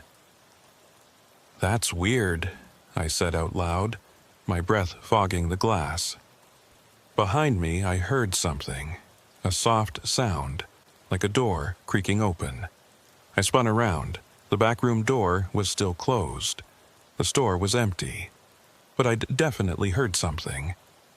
"Look, I don't mean to intrude," I called out, my voice shakier than I wanted it to be. "I'm just a driver who pulled off in the storm. If someone's here, I'd really appreciate some help." The fluorescent lights flickered, just once, but it was enough to make my heart jump. I walked toward the counter, thinking maybe there was a bell I could ring, or a phone I could pick up. That's when I saw the logbook. It was sitting next to the register, open to a page with handwritten entries. I leaned over to look at it. It appeared to be some kind of visitor log, listing people who'd stopped at the station. Names, dates, times. The entries were all old. I scanned down the page. March 14th, 1987. June 3rd, 1987. October 29th, 1987. All from the same year. All written in the same neat, careful handwriting. Then, at the bottom of the page, one more entry. Different handwriting, shakier. November 8th, 2017. 10:47 p.m. The date was today. The time was 3 minutes ago. I hadn't written that. I hadn't even touched the book. I backed away from the counter, my pulse racing. This was wrong. Everything about this place was wrong. The old products, the windows showing nothing, the impossible logbook entry, I needed to leave. Now. I turned towards the door and froze. Standing between me and the exit was a figure. Just a silhouette, backlit by the fluorescent lights. I couldn't make out features. Couldn't tell if it was a man or woman. Just a shape, person-sized, standing completely still. "Jesus!" I gasped, stumbling backward. "You scared the hell out of me. I didn't hear you come in." The figure didn't move, didn't speak. Just stood there, silent and motionless. I'm Wyatt," I said, trying to keep my voice steady. "My truck's outside, just waiting out the storm. Is this your place?" Nothing. The figure remained perfectly still. And now that my eyes were adjusting, I realized something was wrong with the proportions. The arms were too long, the head tilted at an angle that wasn't quite right. "Okay," I said, my mouth dry. I'm gonna go check on my truck." I started to edge around the figure, giving it a wide berth. It didn't move, didn't turn to follow me, just stood there like a mannequin. I reached the door and grabbed the handle. The metal was still ice cold. I pulled. The door didn't budge. I pulled harder. Nothing. It was like it was welded shut.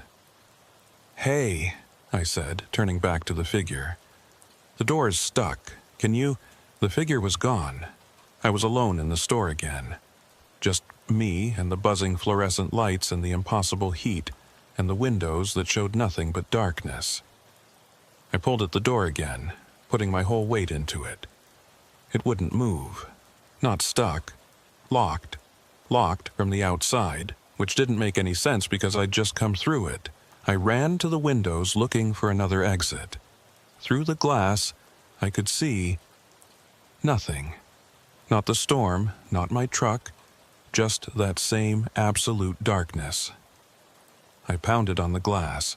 "Hey, anyone out there? I'm stuck in here. Can anyone hear me?" No response. The glass didn't even seem to transmit the sound. It was like hitting a wall. Behind me, I heard that sound again. The door creaking. I turned slowly. The back room door was open now, just a crack, that yellow light spilling out. And from inside I could hear something. Soft, rhythmic. The sound of a fuel pump running. Click, click, click, click. Over and over, but slower than it should be, like a heartbeat. I stood there in the middle of the store, trapped between the locked exit and the open back room, while outside the windows showed nothing but darkness, and inside the fluorescent lights buzzed and flickered and the coffee maker dripped, and somewhere in the back a pump clicked like a dying heart. I'd made a terrible mistake taking that exit, and I was starting to think I might never make it back to the highway. I don't know how long I stood there, frozen in the middle of that impossible store. Could have been seconds. Could have been minutes. Time felt wrong, stretched out and compressed at the same time, like a recording being played at the wrong speed. The sound from the back room continued. Click, click, click, click. That mechanical rhythm that was almost but not quite like a heartbeat. Every instinct I had was screaming at me to stay away from that door, to not go into that back room under any circumstances. But what choice did I have? The front door was locked, the windows showed nothing, and I needed to find another way out. I walked toward the counter, my footsteps echoing in the strange acoustics of the space. The logbook was still there, still open to that page with my date and time written in handwriting that wasn't mine. On impulse, I grabbed a pen from next to the register and wrote something in the margin of the page. "Wyatt Briggs. If you find this, I'm trapped. Call for help." The words looked stupid as soon as I'd written them. Who was going to find this? But it made me feel slightly better, like I was taking some kind of action instead of just being a victim. I set down the pen and looked at the back room door. It was still open, that same crack, yellow light spilling out. The clicking sound continued steady and relentless. "Hello?" I called out. "Is someone back there? I need help." No answer, just the clicking. I reached out and pushed the door open wider. The back room was small, maybe 10 feet by 12.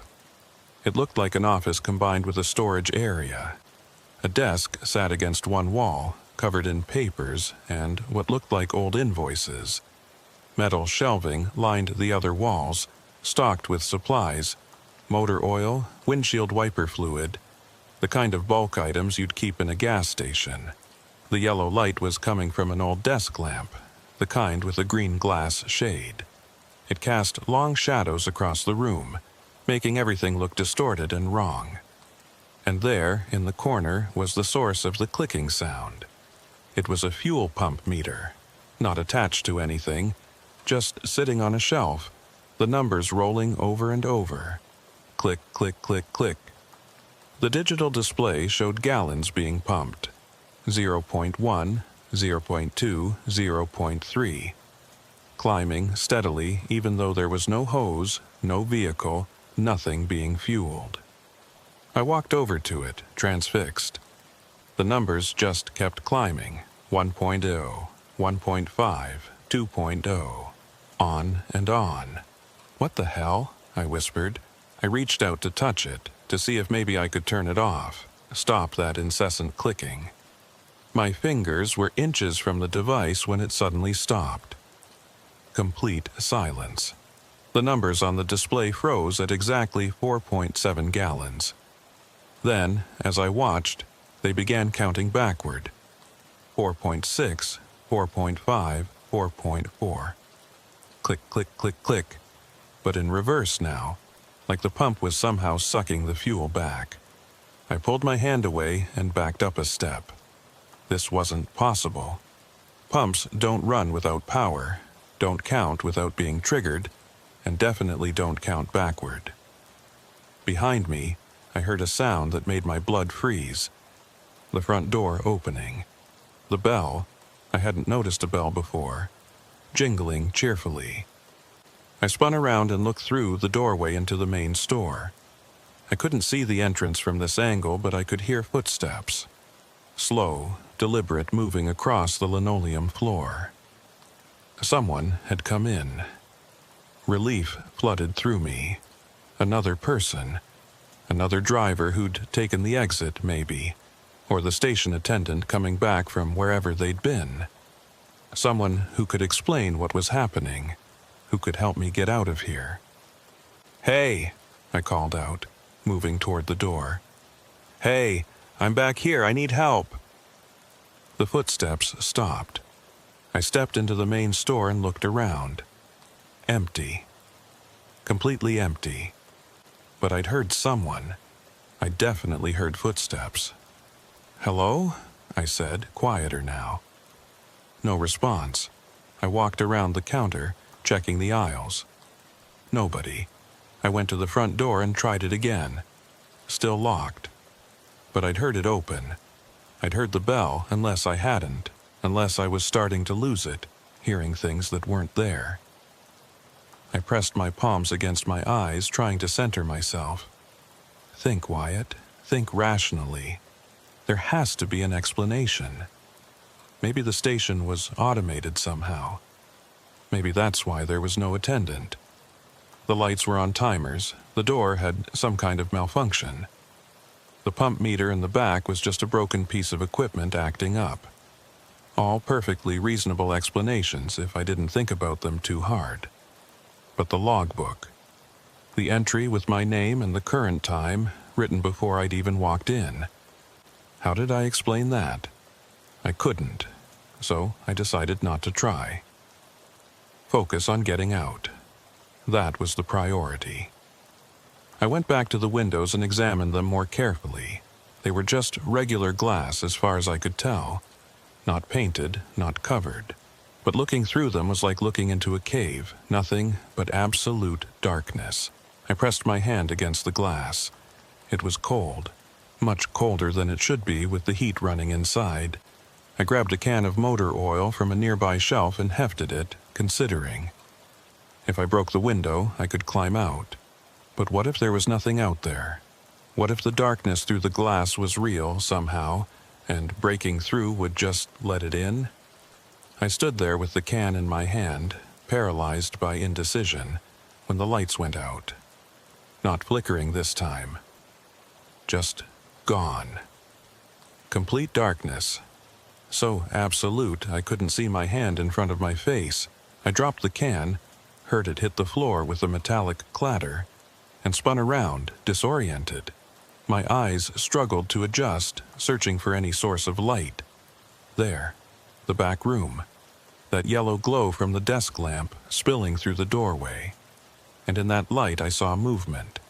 Shadows moving against shadows. Multiple shapes converging on the doorway from inside the back room. The clicking started again. But not just one pump now. Multiple pumps. Click, click, click, click, click.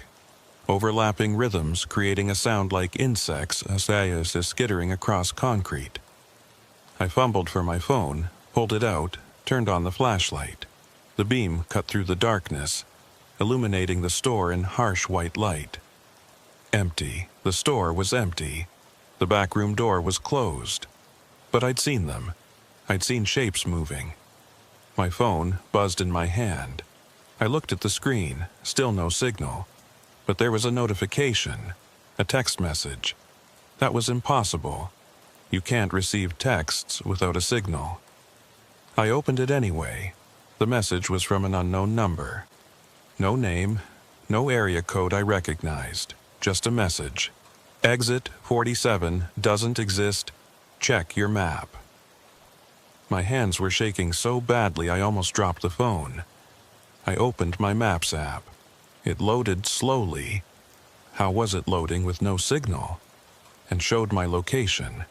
I was on Route 287, but according to the map, I was on a straight stretch of highway with no exits for 20 miles in either direction. Exit 47 didn't exist, had never existed. Another text came through. The storm is getting worse. Your truck is buried. I ran to the window and shined my phone light through the glass. For just a second, I saw something. Snow. Mountains of it, piled against the window higher than the building. And something dark moving through it. A shape. Too large to be human. Then the phone light dimmed. Battery at 2%. It had been fully charged when I left Denver. No, no, no, I muttered, frantically trying to preserve what little power I had left. The phone buzzed again. Another message. You should have stayed on the highway. The phone died. Darkness crashed back over me, broken only by that yellow glow from the back room. The clicking continued, dozens of phantom pumps all running at once, counting up and up and up. I stood there in the darkness, trying not to panic, trying to think. This wasn't real. It couldn't be real.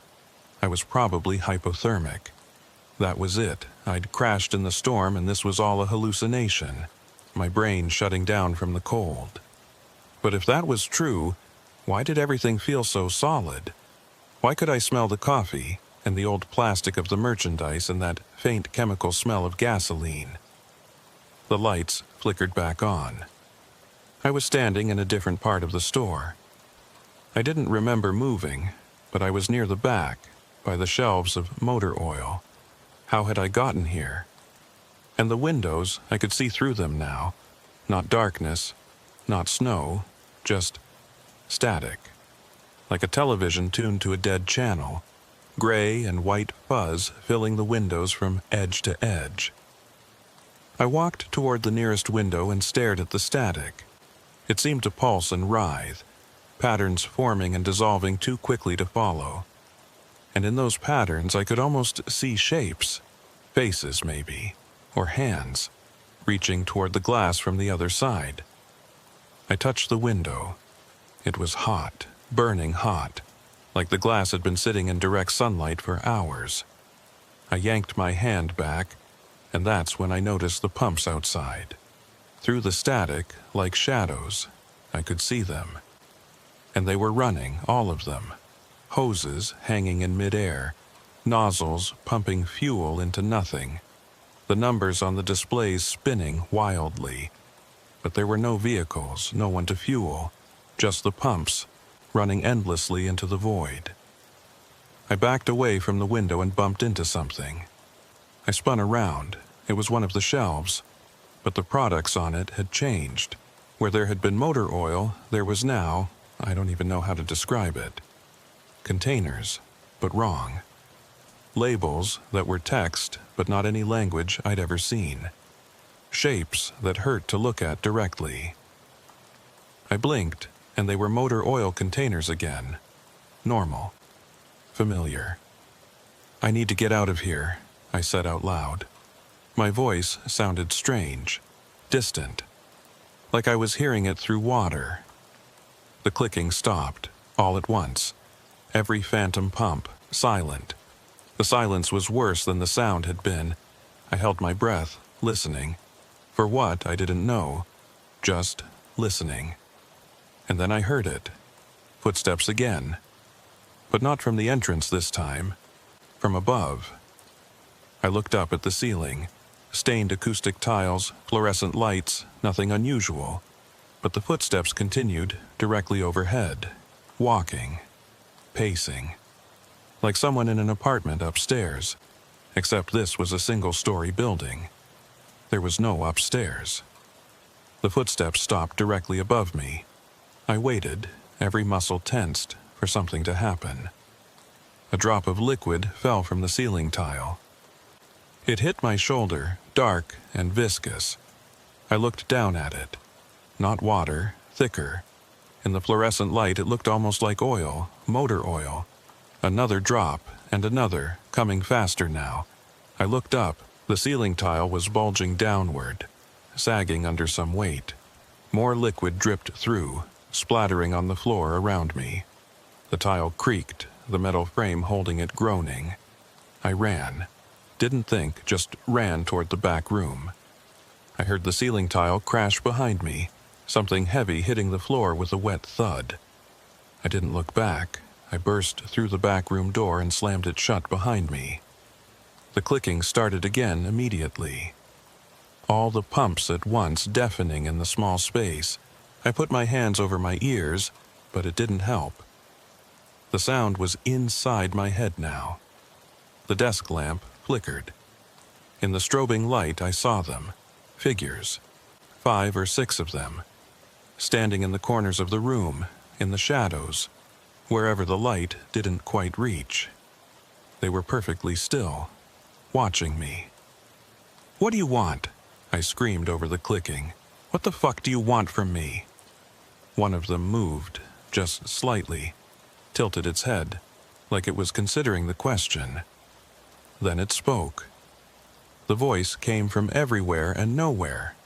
Not words exactly, more like the feeling of words. And what it said, or what I understood it to say, was fuel. The clicking grew louder. The pump meter on the shelf was spinning wildly now, the numbers a blur. 100 gallons, 500, 1,000. Climbing impossibly fast. The figures started moving toward me. Slow, deliberate, getting closer. I looked around frantically for another exit, there. A door in the back wall. I'd thought it was just a closet, but maybe... I lunged for it, grabbed the handle, pulled it open. Cold air rushed in. Real cold, winter cold, and light, gray, dawn light. I stumbled through the door and found myself outside.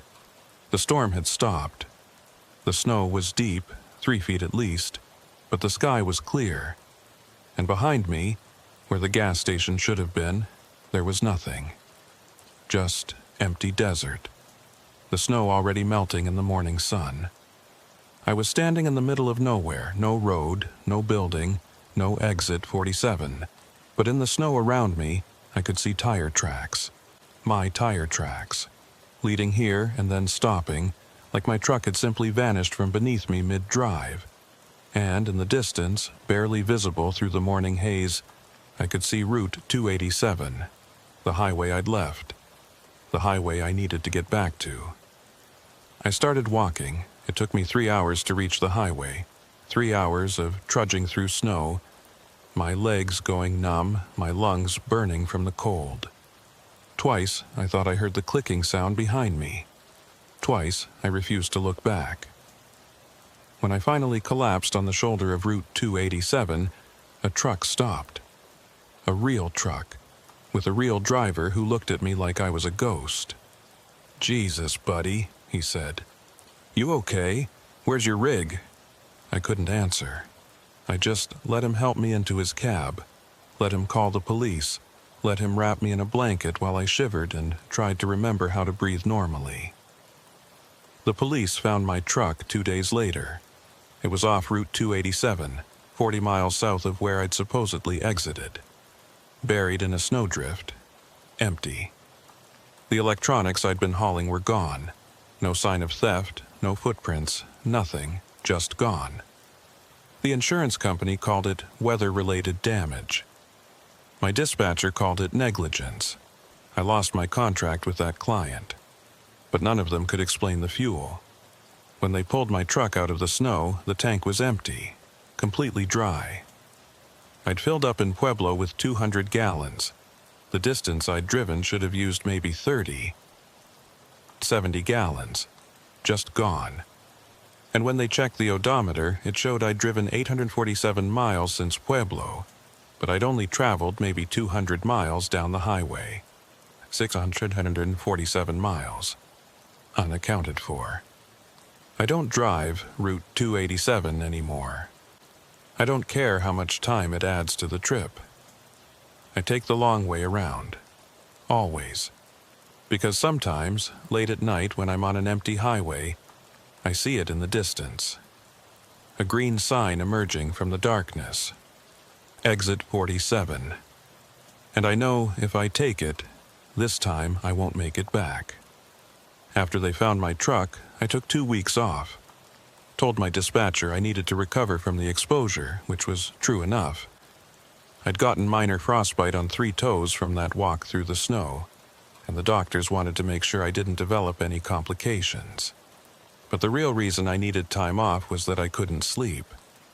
Every time I closed my eyes, I was back in that station, seeing those figures in the shadows, hearing that clicking sound, feeling the weight of all that impossible fuel being pumped into nothing, into nowhere. I saw a therapist. Didn't tell her the truth, of course. Told her I'd gotten disoriented in the storm, had some kind of panic attack, hallucinated the whole thing. She nodded sympathetically and prescribed anti-anxiety medication.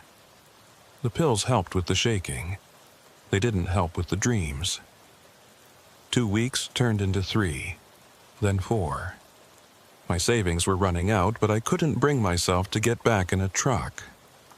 Every time I thought about it, I'd feel that same cold certainty. If I went back on the road, I'd end up at exit 47 again. My landlord wasn't sympathetic. Rent was due. Either I paid or I was out. So in early December, I took a short haul. Denver to Colorado Springs. Just 2 hours each way. Nothing that would put me on Route 287 or anywhere near that stretch of New Mexico highway. It should have been fine. I picked up the load, furniture, nothing fancy, and headed south on I-25. It was a clear day, no snow in the forecast, plenty of traffic. Normal, safe. I made it to Colorado Springs without incident. Delivered the furniture, got the paperwork signed, grabbed lunch at a diner I'd been to a dozen times before. Everything was fine until I started the drive back.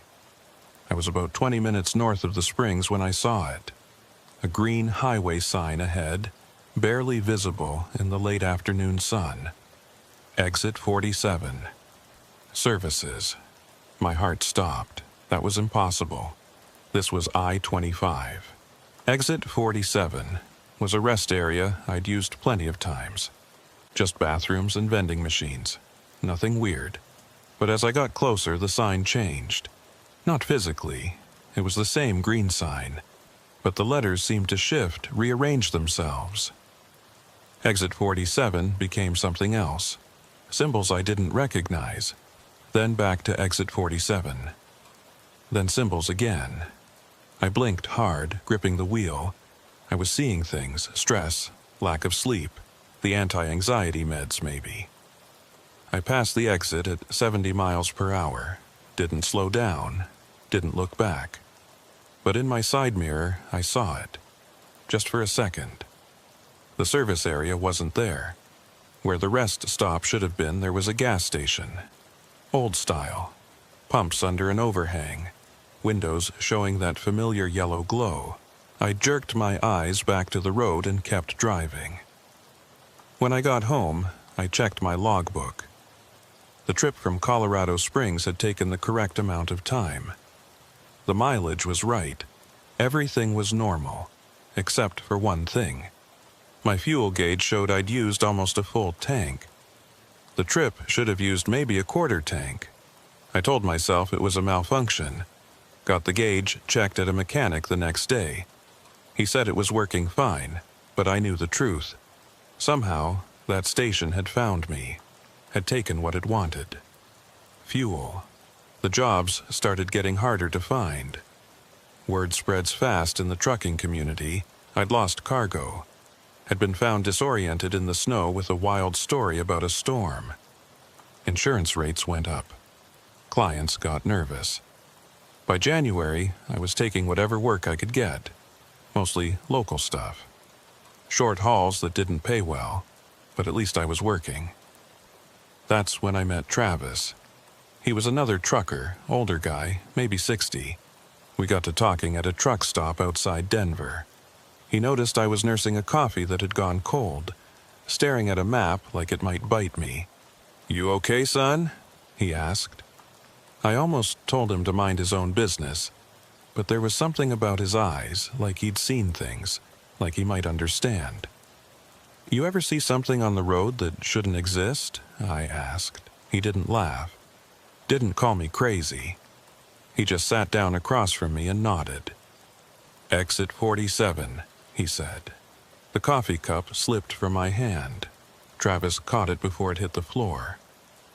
"How did you—" "Because I've been there too," he said quietly.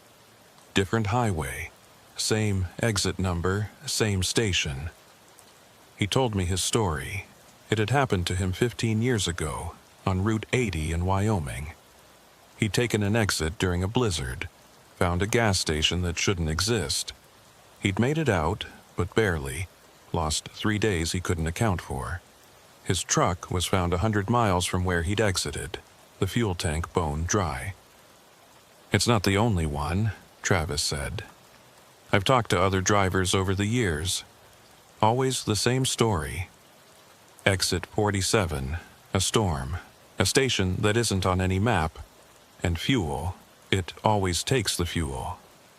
"Why?" I asked. "What is it?" He shook his head. "I don't know. But I've got a theory. You know how some places just feel wrong? Like they're built on bad ground or something terrible happened there?" I nodded. "I think the highways are like that. We've paved over so much, old native land, graveyards, battlefields. And sometimes something pushes back, creates a space that shouldn't exist, a place between places." "That sounds insane." "Yeah," he agreed. "But so does a gas station that runs on fuel. It steals from dimensional travelers, and we both know that's real." He gave me a piece of advice before he left. "Don't try to understand it. Don't try to find it again. And whatever you do, if you see exit 47, don't take it. No matter how bad the storm is, no matter how desperate you are, just drive past." I tried to follow that advice. I really did. But in February, I got a call for a run that I couldn't afford to turn down. Good money. Simple cargo. The only problem, the route took me through New Mexico. On Route 287, I almost said no, but my bank account was in the red. I was 3 months behind on rent. This job would get me back on my feet. I took it. I planned everything perfectly, left early so I'd make the drive during daylight, checked the weather obsessively, took the same route I'd been on that night but in reverse. Figured if I approached from the opposite direction, maybe I wouldn't encounter the same exit. For the first 3 hours, everything was fine. Then the sky started changing. It wasn't a storm, the forecast was clear. But the sky took on that same gray color I remembered from November. The temperature started dropping, the numbers on my dashboard thermometer falling faster than they should have. And then I felt it, that pulling sensation. Like the highway itself was tilting, funneling me towards something inevitable. I saw the sign from a mile away, Exit 47, Services. This time, it was on the right side of the highway. Last time, it had been on the left. The exit didn't care which direction I was driving. It was waiting for me.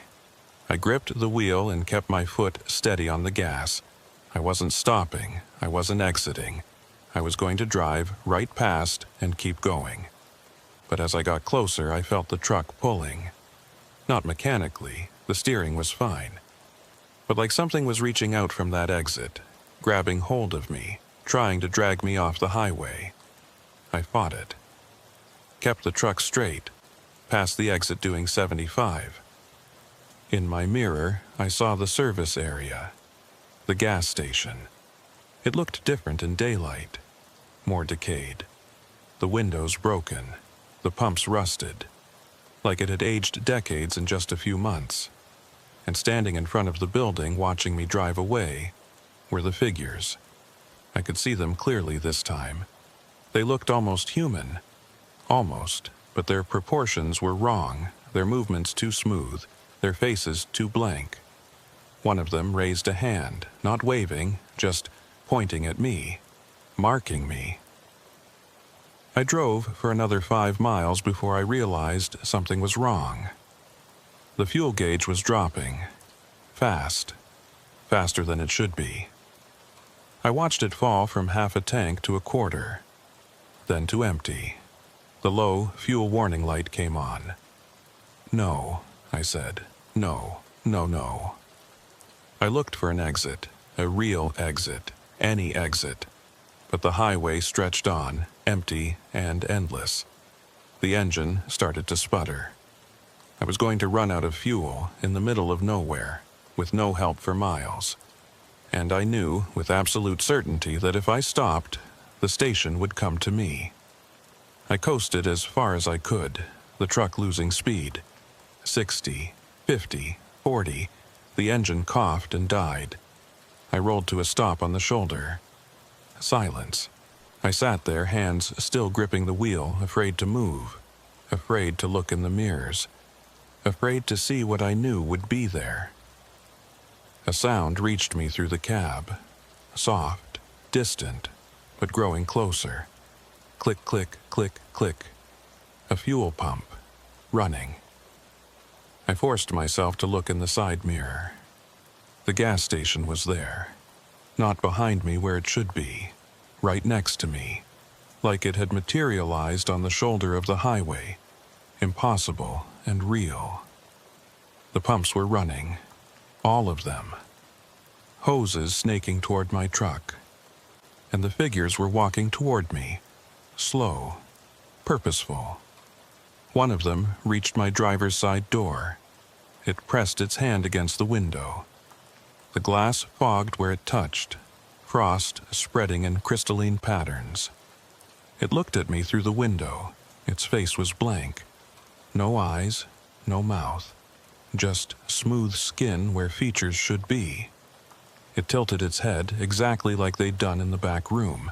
Then it spoke. Not with a mouth, it didn't have a mouth. The words just appeared in my head. Fuel. The door handle started to turn. I screamed and dove for the passenger side, scrambling across the cab. I hit the passenger door with my shoulders spilling out onto the pavement. The figures were on that side, too, waiting. I ran, into the scrubland beside the highway, stumbling over rocks and brush. Behind me, I could hear them. Not footsteps exactly, just that sense of movement, of pursuit. I ran until my lungs burned and my legs gave out. I collapsed behind a boulder and looked back. The station was gone. The highway was empty. No truck, no figures, nothing. Just me, alone in the desert, with no idea where I was or how I'd get back. I found the highway again after an hour of walking. Flagged down a passing car. The driver was kind enough to give me a ride to the nearest town. My truck was found the next day, same as before. Off the highway in an impossible location, fuel tank empty, cargo gone. I quit trucking the next week. I work at a warehouse now, loading docks. It doesn't pay as well, but I don't care, because I know the truth. Exit 47 isn't done with me. It's waiting, gathering fuel, building power. And one day, it's going to come for me again. Not on the highway this time, wherever I am, whenever it's ready. 3 months after I quit trucking, I convinced myself I was safe. I'd found a rhythm in the warehouse job. Wake up, work, go home, sleep. No highways, no long drives, no chance of seeing that exit ever again. I should have known better. It started small. I'd be driving to work, just a 15-minute commute through Denver suburbs, and I'd see something in my peripheral vision. A green sign, always exit 47. But when I looked directly at it, it would be something normal. A speed limit sign, a street name, my eyes playing tricks. Then my car started acting strange. The fuel gauge would drop randomly. I'd fill up in the morning and by afternoon I'd be on empty. The mechanic couldn't find anything wrong. Said the gauge was working perfectly. But I knew better. Something was draining my tank, taking what it needed. I switched to public transit, buses, the light rail, anything that meant I wasn't responsible for fuel. That worked for about a week. Then I started seeing the station in my dreams. But these weren't like the nightmares I'd had before. These dreams were different, more vivid, more real. In them, I was standing in the station, working there, wearing a name tag that said attendant, serving customers who came and went like ghosts, watching the pumps run endlessly outside, and always, in the back room, that clicking sound, the fuel meters spinning, counting up and up and up. I'd wake up exhausted, like I'd actually been working all night. One morning, I found motor oil on my hands, under my fingernails, in the creases of my palms. I hadn't touched motor oil in months. I washed it off and tried not to think about it. Tried to convince myself I'd spilled something at the warehouse, forgotten about it. But that night, I found a receipt in my pocket, printed on old thermal paper, the kind gas stations used in the 80s. Station 47 exit. 287 fuel, 4.7. Gallons attendant, Wyatt. B. Thank you for your service. I burned the receipt, threw away the clothes I'd been wearing, scrubbed my hands until they were raw. It didn't matter. The next night, I was back in the dream, working my shift, serving travelers who needed fuel. And this time I recognized one of them. It was me, a different version of me, younger, wearing the clothes I'd had on that night in November. He looked scared, lost. I watched myself walk into the station, watched myself look around with confused, frightened eyes, and I knew what I had to do. I walked up to the younger me, smiled, said the words that I remembered hearing. "Can I help you find something?" I woke up screaming. Travis called me the next day. I hadn't heard from him since that conversation at the truck stop. "Wyatt," he said, his voice urgent. "Are you working there?" "What? Working where?" "The station. Are you working shifts at the station?" I couldn't speak, couldn't breathe. "I'm taking that as a yes," Travis continued. "Listen to me carefully. You need to stop. You need to fight it. Once you become part of the station, you can't leave. Do you understand? You'll be there forever. How do I stop it? I managed to ask. I don't know, he said, and I could hear the despair in his voice. I've been trying to figure that out for 15 years. Every driver I've talked to who got too close, they all end up the same way. Working shifts, fading, eventually they just disappear. Stop answering calls, stop existing in the normal world. There has to be a way. Maybe there is, but I haven't found it. And Wyatt? I'm starting to see the signs too. I think it's coming for me again. After all these years, it's finally coming to collect. The line went dead. I tried calling back. The number was disconnected. That was 2 months ago. Since then, the dreams have gotten longer, more frequent. I'm spending more time at the station than I am in the real world. Last week, I worked a full 8-hour shift, served dozens of travelers, watched the pumps run, counted the fuel. I woke up and 12 hours had passed, but I'd been asleep for only 8. Time doesn't work the same way at the station. Travis was right about that. I can feel myself fading, becoming less real. Sometimes I look in the mirror and my reflection is transparent, like I'm barely there. My landlord left a note on my door yesterday, asking if I still lived here. Said he hadn't seen me in weeks. But I was here. I've been here every day. Haven't I? I don't know anymore. Tonight, I'm going to try something. One last attempt to break free. I'm going to go back to Route 287, going to find exit 47, and I'm going to walk into that station while I'm awake, fully conscious, and demand answers.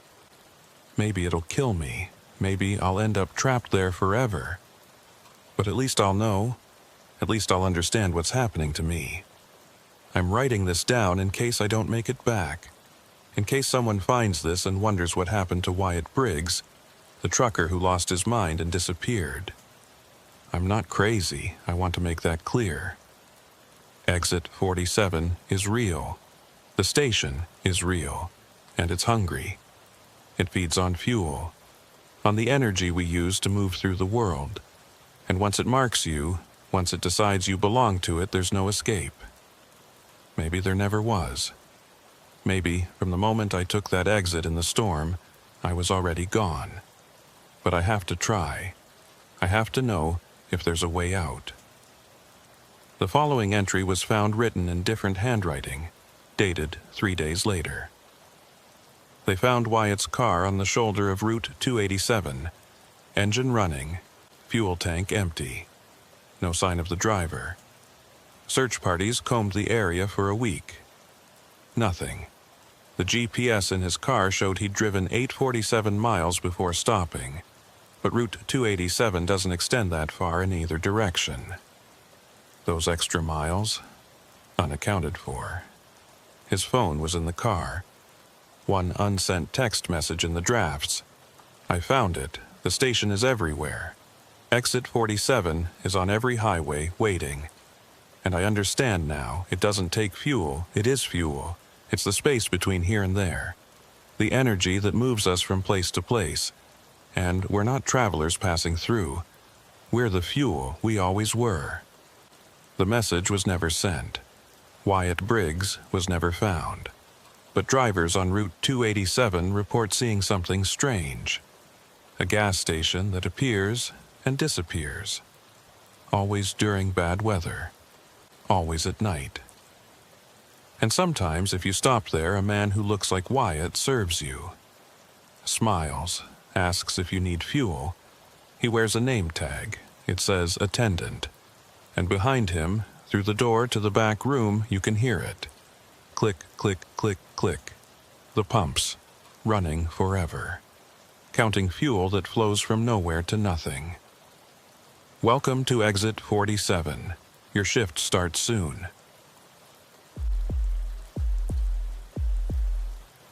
Name's Mason. Mason Hayes. I've been running freight for 8 years, mostly Pacific Northwest routes. Seattle down to Portland, sometimes as far as Sacramento. It's good work if you don't mind the rain, which I don't. Grew up in Oregon. Rain feels like home. I'm telling you this because what happened to me doesn't make sense. I'm not the kind of guy who sees things. I don't believe in ghosts or UFOs or any of that conspiracy theory nonsense. I believe in what I can see, what I can touch, what shows up on my GPS and my logbook. But sometimes, the things you can see are the ones that destroy you. This started in late March, on a run I'd done maybe 50 times before. Simple job. Pick up restaurant equipment in Tacoma, deliver it to a new place opening in Redding, California. Should have been about 8 hours straight through, maybe 10 with breaks. I left Tacoma around 11 p.m., later than I'd planned. The loading took forever. The warehouse crew was short-staffed and the equipment was heavier than the manifest said. By the time I got on I-5 South, it was pushing midnight. The highway was empty. That's normal for this time of night, especially on a Wednesday. Most of the traffic is daytime commuters and long-haul guys who stick to daylight hours. I prefer nights. Less traffic, easier driving, and you can make better time. I had my playlist going, classic country, the stuff my dad used to listen to, and 3 energy drinks lined up in the cup holders. Everything was routine. Normal. Around 2 a.m., I crossed into Oregon. The rain had started, that soft, persistent drizzle that the Pacific Northwest specializes in. Not enough to be dangerous, just enough to make the road gleam black under my headlights. I was maybe 30 miles south of Portland when I started feeling wrong. Not sick wrong. More like aware wrong. Like someone had just walked into a room behind me, and I could feel their presence even though I couldn't see them. The hairs on the back of my neck stood up. I checked the mirrors. Nothing but empty highway and rain. I turned down the music, listened. The truck sounded fine. Engine humming steady, no weird rattles or knocks. Rain pattering on the roof. My own breathing, normal. But the feeling wouldn't go away. I passed a mile marker 267. Checked my GPS. Everything looked right. I was on course, making good time, no detours needed. The feeling intensified. I don't know how else to describe it. It was like the air pressure in the cab had changed. Like I was ascending in an airplane, that pressure building behind your ears. But I was on flat highway, sea level. Then I saw the sign. It was one of those old wooden signs, the kind they stopped using in the 70s when everything went to reflective metal. Hand-painted letters, weather-worn, route stop, 2 miles. I'd never seen that sign before, and I'd driven this stretch of I-5 dozens of times. I slowed down without really meaning to. From 70 to 60, my foot just eased off the gas. The feeling of wrongness was stronger now, almost nauseating. Another sign appeared. Route stop, 1 mile. Last services, 87 miles. That couldn't be right. There was a truck stop about 40 miles south. I'd stopped there plenty of times, but something made me keep watching for it. Curiosity, maybe. Or that same self-destructive impulse that makes you slow down to look at car wrecks. The exit appeared exactly 1 mile later. Not an interstate exit. This was older. The kind of turnoff that existed before they built the highway. A narrow 2-lane road cutting off into the darkness, marked by a single reflective post. I should have kept driving. Every rational instinct said to stay on the highway, ignore the weird signs, chalk it up to exhaustion or old infrastructure that hadn't been properly removed. But I took the exit. I don't know why. I've thought about it 1,000 times since then. Tried to understand what made me turn that wheel. Maybe it was the feeling. That sense of something waiting. Something that would be offended if I just drove past. The exit ramp was rough, pitted with potholes. My truck bounced and groaned. The road curved away from the highway, descending slightly, and within seconds I couldn't see I-5 anymore. Just darkness and rain, and the narrow beam of my headlights. I drove for maybe 3 minutes before I saw the lights. Not bright lights, not the welcoming glow of a modern truck stop. These were dim, flickering, that sickly blue-white color of old neon. They outlined a building maybe 100 yards ahead. As I got closer, I could make out details. It was a route stop, all right. The kind that used to dot highways in the 40s and 50s. Single-story rectangular building, flat roof, probably concrete block construction. A covered area over what looked like 2 old pumps, and above it all, a neon sign that said "Route Stop" in cursive letters, half the tubes dark or flickering.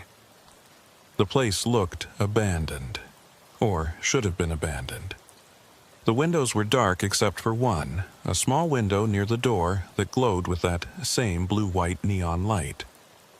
I pulled into the lot slowly. The pavement was cracked, weeds growing through the gaps. The pumps were ancient, the kind with glass cylinders on top that showed the fuel level. They looked like they hadn't worked in decades. But the lights were on.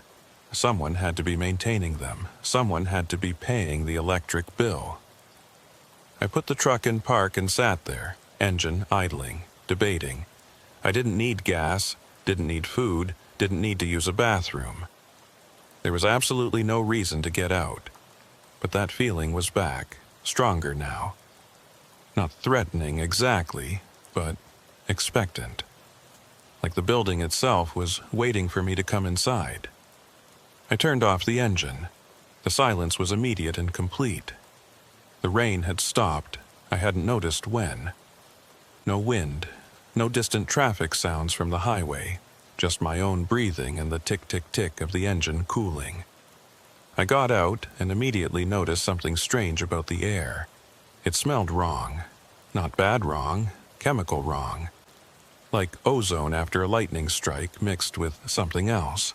Something I couldn't identify, but that triggered a deep, animal unease.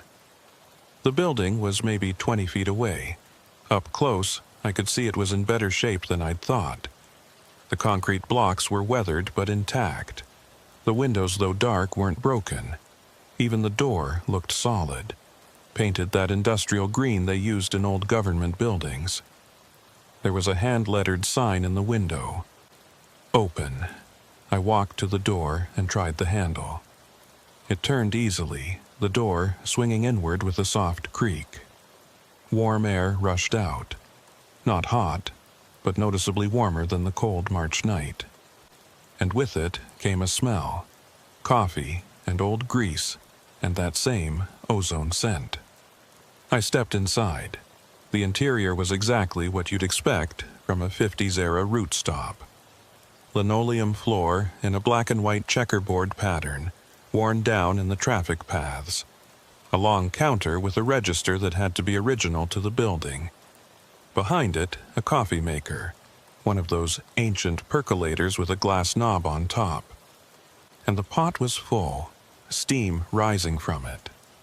The walls were lined with shelves, but most of them were empty. A few scattered items remained.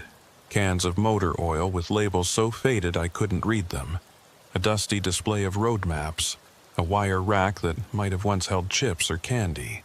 But the lights worked. Fluorescent tubes overhead, buzzing softly, and that neon glow from the window, casting everything in that blue-white light. "Hello?" I called out. My voice didn't echo. It just stopped, absorbed by the space like the building had swallowed the sound. No response. I walked further in, my boots squeaking on the old linoleum. The counter had a layer of dust on it, but not as much as you'd expect for an abandoned building. Someone had been here. Recently. Behind the counter, I could see a doorway leading to a back room. No light coming from there, just darkness. On the counter itself, I noticed something that made me stop. A coffee cup. White ceramic, standard diner style. It was sitting right in front of the register and it was full. Steam rising from the surface. Fresh coffee. I reached out and touched the side of the cup, hot, like it had just been poured. "Hello?" I called again, louder this time. Anyone here? I don't mean to intrude. I just saw your lights and... A sound interrupted me. From outside, a sound I recognized immediately. A pump running. One of those old mechanical pumps, the handle being worked. Fuel flowing through ancient pipes. I turned and looked through the window. The pumps were outside, under their cover. And one of them was running. I could see the numbers in the glass cylinder spinning, fuel rising. But there was no one there. No vehicle. No one working the handle. The pump was running by itself. I backed away from the window, my heart starting to race. This was wrong. All of this was wrong. I should leave. Get back in my truck, get back to the highway, forget I ever saw this place. But I couldn't look away from that pump. The numbers kept spinning, gallons accumulating, 5, 10, 15, on and on, fuel pumping into nothing. Behind me, I heard a door creak. The back room, I spun it around. The doorway was still dark, but I could feel something there. A presence, watching me. "Who's there?" I asked, my voice shakier than I wanted it to be. No answer, just that sense of being observed, studied. I took a step toward the exit, then another. The coffee cup on the counter moved, just an inch, like someone had nudged it, but there was no one there. I ran, bolted for the door, yanked it open, burst out into the cold night air. I made it to my truck in seconds, threw myself into the cab, locked the doors. My hands were shaking so badly I could barely get the key in the ignition. The engine turned over once, twice, then caught. I threw the truck into gear and drove. I didn't look back. Didn't check the mirrors. Just focused on getting back to that exit, back to the highway, back to somewhere that made sense. The access road seemed longer this time. I drove for what felt like 10 minutes before I saw the entrance ramp to I-5. I took it too fast, the truck lurching as I merged onto the highway. Only when I was back in the right lane, doing 70, with mile markers passing by at regular intervals, did I let myself breathe. I checked the GPS. It showed I was exactly where I should be. No detour, no missing time, like I'd never left the highway at all. But my fuel gauge told a different story. When I'd stopped, I'd had 3/4 of a tank. Now, it showed just over half. I'd lost a 1/4 tank of diesel. Somewhere between that route stop and the highway, my truck had burned fuel that shouldn't have been burned. I drove the rest of the way to Redding without stopping. Made my delivery right on time. Got my paperwork signed. Everything was normal. Except I couldn't stop thinking about that coffee cup. The steam rising from it. The way it had moved. And the pump, running and running, pouring fuel into the void. A week later, I drove that route again. Daylight this time. I looked for the exit. Looked for those wooden signs. They weren't there, just unbroken highway mile after mile. But I knew what I'd seen. I knew where I'd been. And late at night, when I'm driving through empty stretches of highway, I sometimes see it in the distance. A flicker of blue-white neon, a sign that says route stop, waiting for me to come back. I didn't tell anyone about the route stop. What would I say? I saw an abandoned gas station that wasn't there and lost some fuel I couldn't account for. I'd sound crazy. But I couldn't stop thinking about it. That coffee cup, the pump running, the feeling of being watched from that dark doorway. I started researching old route stops in Oregon. Spent hours in online archives, looking at historical maps, reading about highway development in the 40s and 50s. I found dozens of them. Little service stations that had been built along the old routes before the interstate system. Most of them were gone now, demolished or left to rot. A few had been converted into other businesses, antique shops, diners, the occasional private residence. But I couldn't find any reference to a route stop where I'd seen one. That stretch of I-5 had been built in the 60s, cutting through empty farmland. According to the maps, There had never been anything there. I should have let it go. But I've never been good at letting things go. 3 weeks after my first visit, I took the same run, Tacoma to Redding. Same time, same route. I told myself I was just doing my job, but I knew the truth. I was looking for it. I left Tacoma at 11:30 p.m., later than last time. Traffic was light. Rain started just south of Portland, that same persistent drizzle. Around 2 a.m., I felt it again. That pressure. That sense of presence. I watched for the signs.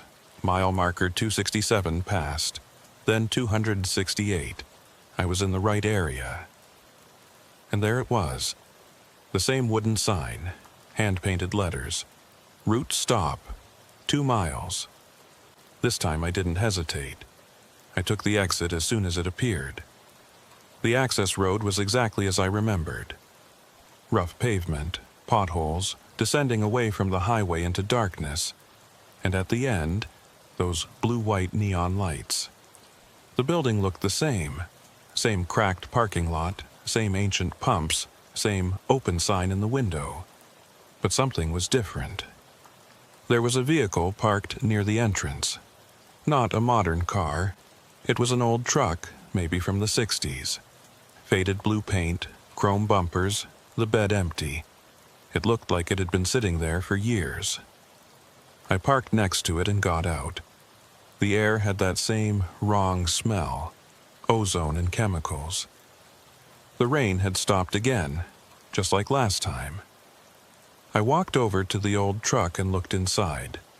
The cab was empty, but the keys were in the ignition. I tried the door, unlocked. On impulse, I turned the key. The engine turned over immediately, fired up like it had just been driven yesterday. It idled smooth, no knocking, no problems.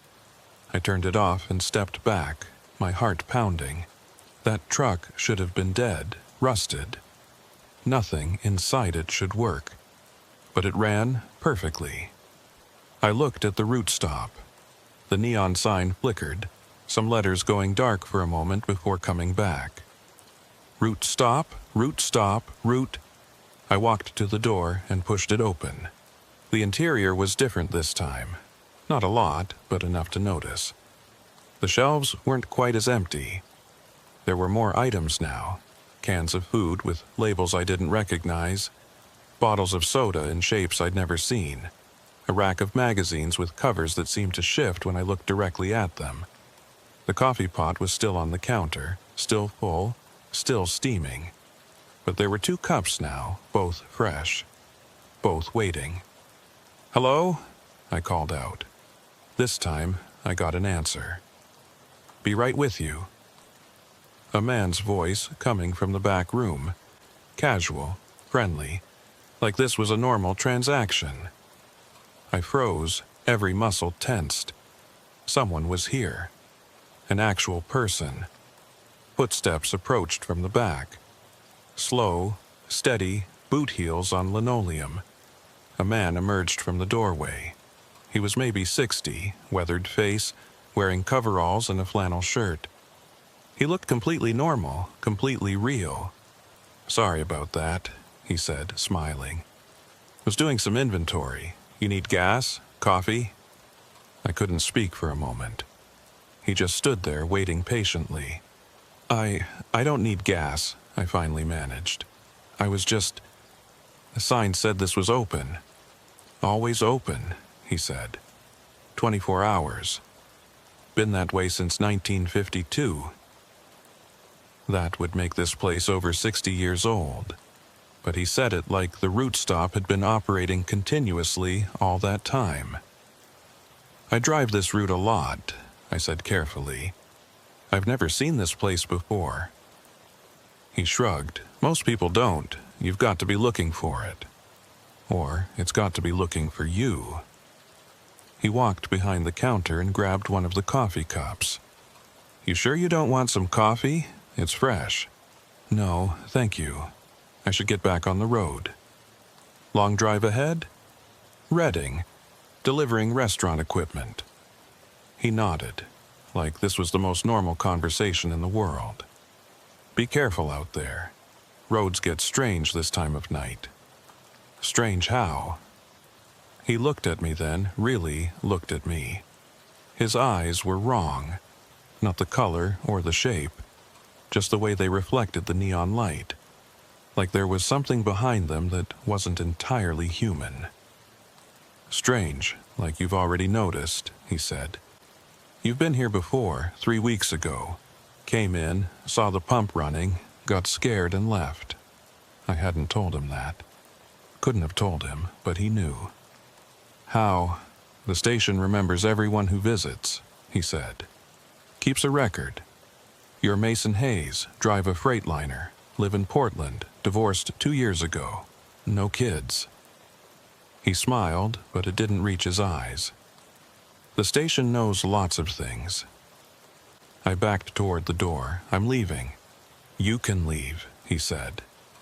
"But you'll come back. They always come back. The station has a way of calling to certain people. You felt it, didn't you? That pull. That's how you found us again."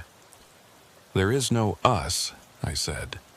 "You're just one guy running an illegal station off the interstate." He laughed, actually laughed. "Illegal, that's funny. Mason, this station existed before the interstate, before most of the highways, before you could drive from coast to coast without stopping for directions.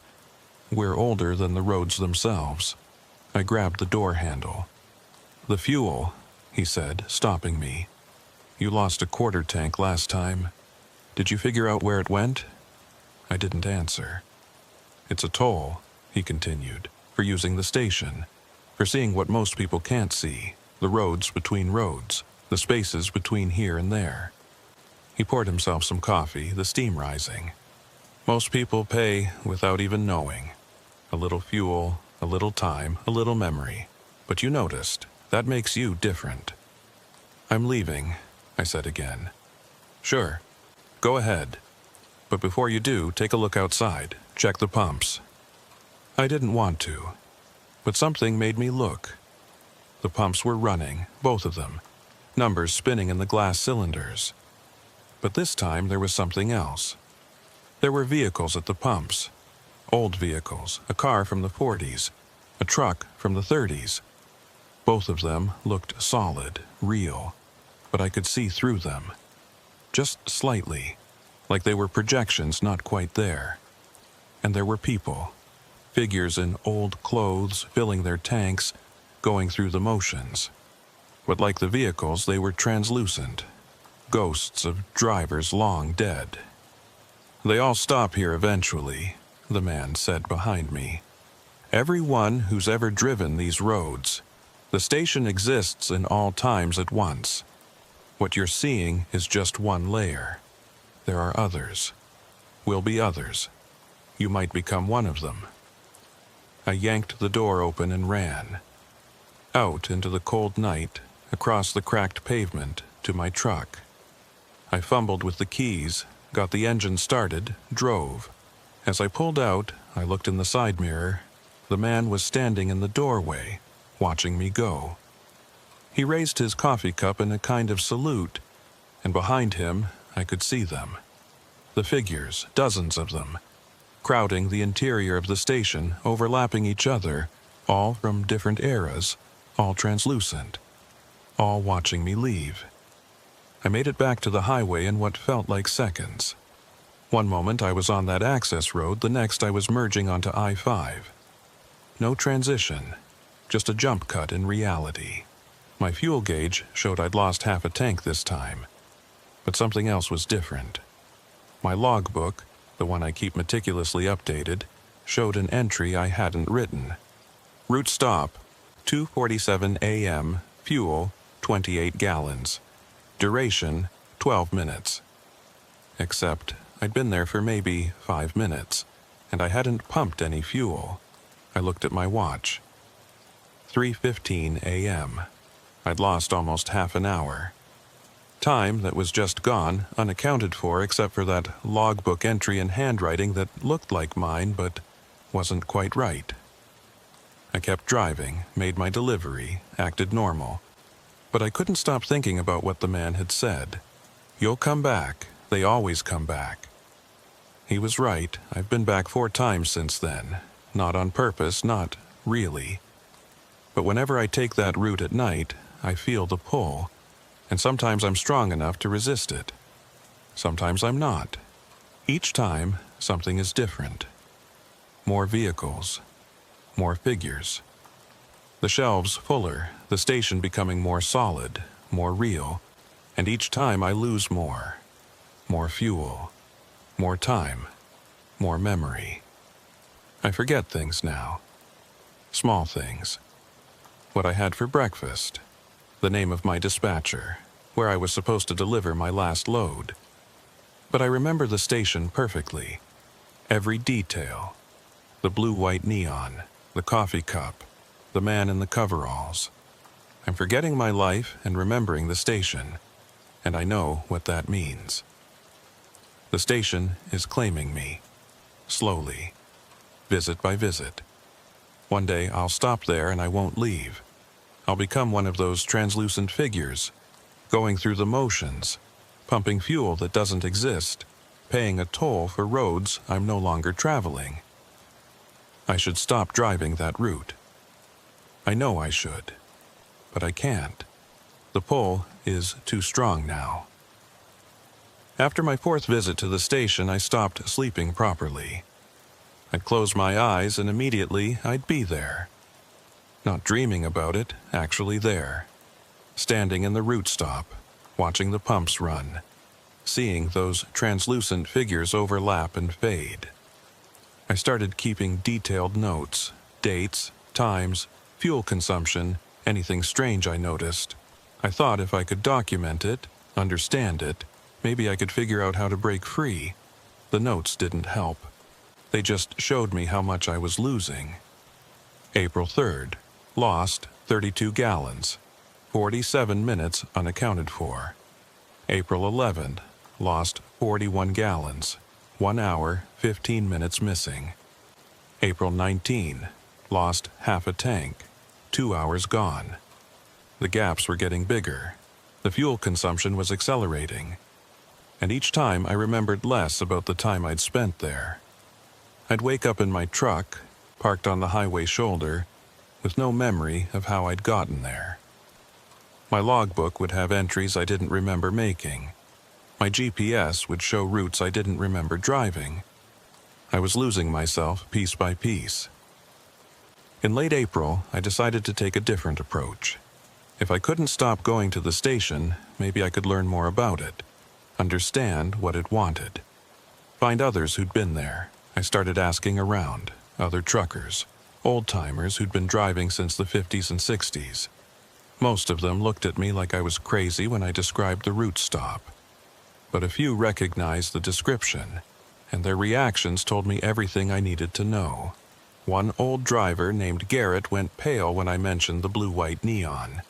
He stood up without a word and walked away. Refused to talk to me after that. Another driver, a woman named Linda, who'd been hauling freight for 30 years, got quiet when I described the man in coveralls. "You've seen Billy," she said. "Billy?" That's what the old-timers called him. Back in the 60s and 70s, before I started driving, they said there was a station attendant who'd show up on certain routes, always the same guy, never aged, always friendly. But if you stopped at his station too many times, she trailed off. What? What happened? They'd disappear. Oh, their trucks would be found, usually on the side of some highway. But the drivers were just gone. No bodies, no trace, just gone. I felt cold. How many? Enough that it became a legend, a story to scare rookie drivers. Don't stop at Billy's station. But most people thought it was just a story. She looked at me hard. "You've been there more than once, haven't you?" I nodded. "How many times?" 4, maybe 5, I'm losing track. She stood up. "Stop going there. Whatever it takes. Change routes. Quit driving at night. Hell, Quit trucking altogether, but stop going to that station." "I can't. I try, but then you're already gone," she said flatly. "I'm sorry, but once it has you, once you've crossed that threshold enough times, there's no coming back. You're just going through the motions until it decides to take you completely." She left me sitting there, alone in the truck stop diner, with the terrible certainty that she was right. I tried to quit, gave my dispatcher 2 weeks' notice, said I was getting out of trucking, finding something local. He accepted it without question. Probably thought I was having a breakdown, which wasn't far from the truth. My last scheduled run was May 1st. Portland to Eugene, a short haul, daylight hours. Should have been easy. I made the delivery with no problems.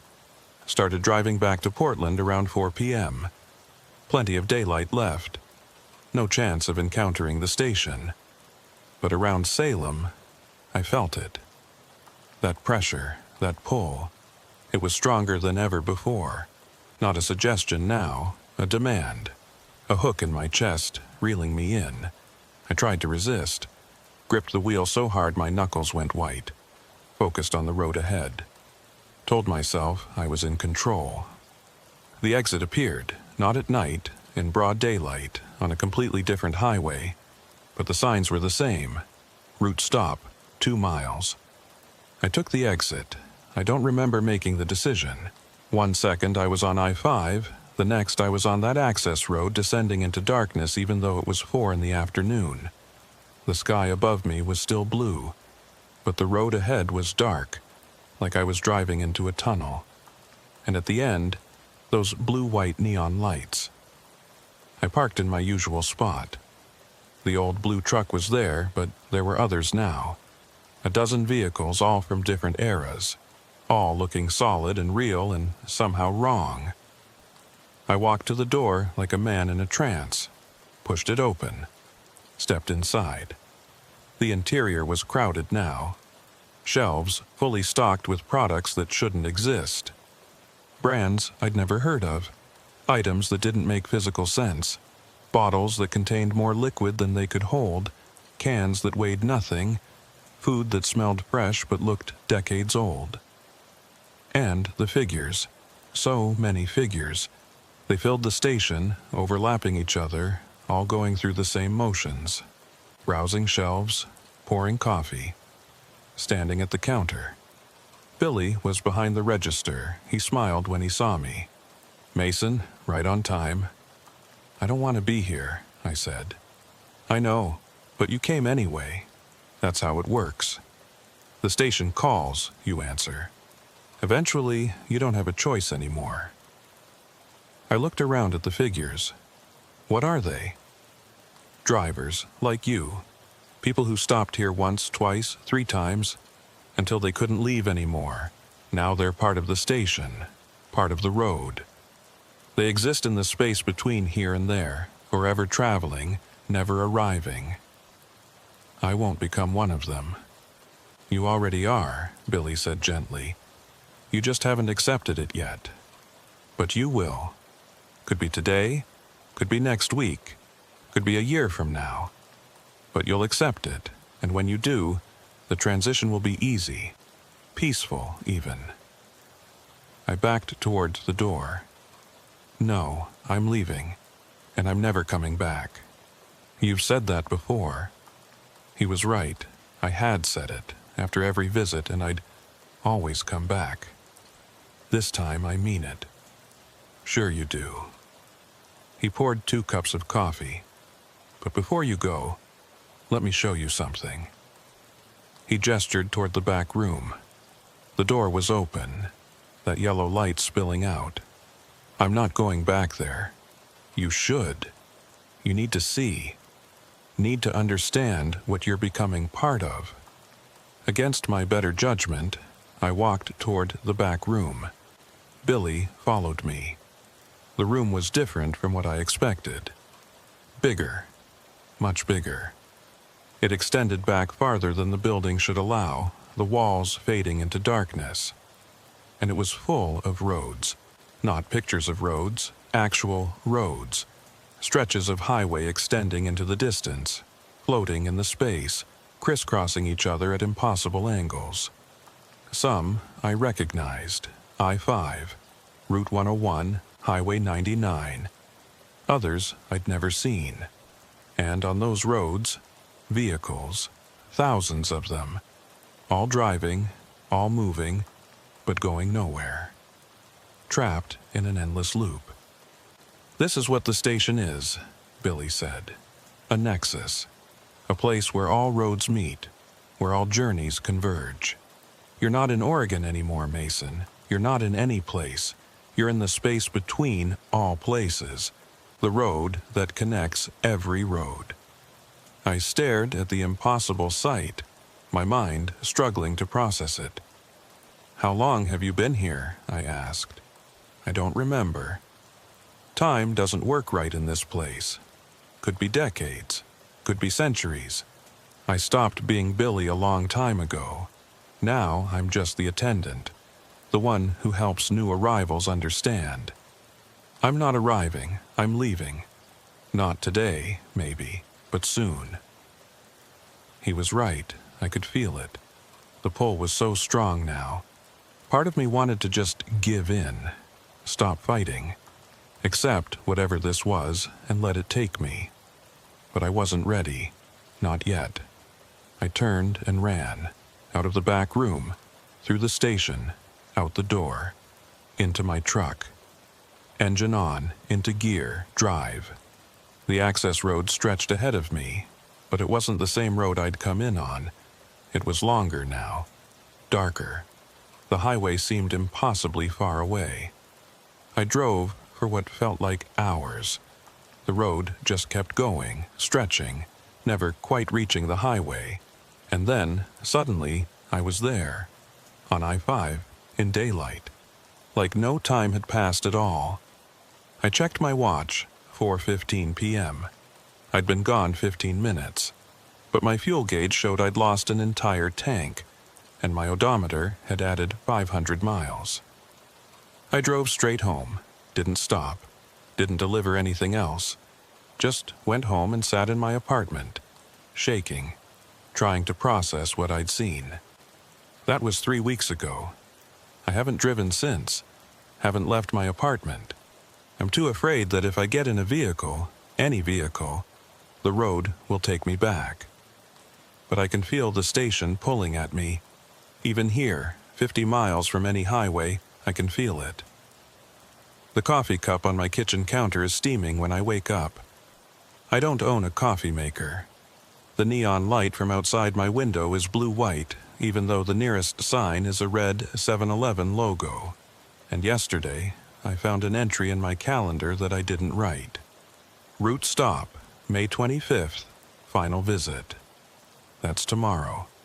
I don't know what it means, but I know I'm running out of time. I'm writing this on May 24th at 11:47 p.m. In 13 minutes, it will be the 25th. The date marked in my calendar. The date I'm apparently supposed to make my final visit to the station. I've been sitting in my apartment all day, watching the clock, trying to decide what to do. I could stay here, barricade the door, refuse to go. But I know it won't matter. The station doesn't need me to drive to it anymore. It's coming to me. The walls of my apartment are wrong. They were beige this morning. Now they're concrete block, painted that institutional green. My kitchen counter has become a route stop counter, complete with an ancient register. My apartment is transforming into the station, or the station is transforming into my apartment. I'm not sure there's a difference anymore. I can hear it now. The pumps outside, click, click, click, click, running constantly. The blue-white neon is everywhere. My lights have all taken on that sickly glow. Even my laptop screen where I'm typing this has a blue-white tint. I went to the window an hour ago, looked outside. I'm not in Portland anymore. Or I am, but Portland has changed. The city is overlaid with roads. highways cutting through the sky, interchanges spiraling into the clouds. And on those roads, thousands of vehicles, all driving, all going nowhere. I'm in the station's world now. The space between spaces. The road between roads. Billy is in my kitchen. I can see him reflected in my laptop screen. He's making coffee. Almost time, he says. I don't turn us around. I keep typing. I need to get this down. Need someone to know what happened. You don't have to be afraid, Billy continues. It's peaceful here. No more schedules. No more deliveries. No more empty apartments and cold dinners and wondering what went wrong with your life. Just the road. Forever. That sounds like hell, I say. Maybe, but it's our hell. Yours and mine and everyone else who couldn't let go of the road. We're all here together. You won't be alone. The clock on my laptop changes to 12 a.m. May 25th. The transformation completes instantly. My apartment is gone. I'm sitting at the counter in the route stop, my laptop on the surface where the register used to be. Billy is behind the counter, pouring 2 cups of coffee. "Welcome home, Mason," he says. I look around. The station is full now. All those translucent figures have become solid, real. They're going about their business, browsing shelves, pumping gas, drinking coffee. And I recognize some of them. Drivers I've met over the years. Drivers who disappeared. Garrett is here, Linda too, and dozens of others. They all look peaceful, content. Like Billy said, no more struggles, no more loneliness. Just the station, just the road. Part of me wants to accept it, to give in. It would be so easy, but I'm not ready. Not yet. I stand up and walk to the door. Billy doesn't try to stop me. "You can leave," he says. But there's nowhere to go. Every road leads back here now. You're part of the system, part of the network. You can drive for eternity, but you'll always end up at this station. I push open the door anyway. Outside, the roads stretch in every direction. I-5, Highway 101, Route 287. Every highway I've ever driven. They spiral and loop and intersect, forming a massive web of asphalt and white lines. My truck is parked outside. The engine is running. I get in, put it in gear, drive. The first loop takes me down what looks like I-5 heading south. The road is perfect. Fresh asphalt, crisp white lines, no potholes or wear. But there are no exits, no mile markers, no other vehicles except the ones I can see in the distance, also driving their eternal loops. I push the accelerator down, 60, 70, 80. The speedometer climbs, but the landscape doesn't change. The same stretch of highway, repeating endlessly, like a video game level that hasn't fully loaded. After what feels like an hour, I see the blue-white neon ahead. The station. I'm back. I don't stop. I keep driving, taking a different road this time. What looks like Highway 101, heading north along the coast. But there's no ocean. Just empty space where the water should be. A void that extends to a horizon that never gets closer. The fuel gauge doesn't move. I've been driving for hours now, but it stays at 3/4 full. The engine never overheats. The tires never wear. Everything is suspended in this perfect, terrible state of eternal function. I see other drivers sometimes. They pass me going the opposite direction, or I pass them. We never make eye contact, never wave. We're all locked in our own private loops, our own personal hells of perpetual motion. One of them looks like my ex-wife, Carla. She's driving a sedan I recognize from when we were married. She stares straight ahead, hands at 10 and 2, expressionless. I try to flag her down to get her attention, but she doesn't see me, or won't see me. Maybe she's been here longer than I have. Maybe she stopped at the station years ago, during one of those late-night drives she used to take when our marriage was falling apart. Maybe that's where she really went. The thought fills me with a horror deeper than anything I've felt yet. I drive faster, recklessly, taking turns at speeds that should flip the truck. But nothing happens. The truck stays perfectly on the road, defying physics, defying reality. I'm back at the station again. This time, I've only been gone 20 minutes. Billy is outside, filling up one of the old vehicles. He waves at me cheerfully, like we're old friends. I don't wave back. I take another road, Route 287 this time. The one where Wyatt said he encountered his station. Maybe all these stations are connected. Maybe if I can find his station, or Cole's, I can find a way out through them. The road changes as I drive. The asphalt becomes older, more worn. The landscape shifts from Pacific Northwest forest to desert. I'm crossing through different regions, different realities, all connected by this impossible network of roads. And then I see it. A different station, not the route stop. This one has a rotating sign, Chever, half the letters dark. I pull over, my heart pounding. This is it. This is Cole's station. The one from the stories I'd heard, the legends about the diesel whispers. I get out of my truck and approach the building. The door opens before I reach it. A man steps out. He looks like me. Same age, same build, same features. But his eyes are different. Empty. Like he's been hollowed out from the inside. "You're not supposed to be here," he says. His voice is mine, but wrong. Like a recording played back at slightly the wrong speed. "I'm looking for a way out," I tell him. He laughs. It's a bitter, hollow sound. "There is no way out. Don't you understand yet? We're not in places anymore. We're in the concept of places. The idea of roads. You can't escape an idea. Who are you? I'm you. Or I was you. Or I will be you. Time doesn't work right here. I'm every version of you that ever stopped at a station. Every choice that led you here, every moment of weakness." He steps closer, and you're every version of me that still thinks there's hope. Behind him, I can see into the Chevron station. It's full of MEs. Dozens of them. All going through the motions. All trapped. I run back to my truck and drive. Away from that station. Away from those empty-eyed versions of myself.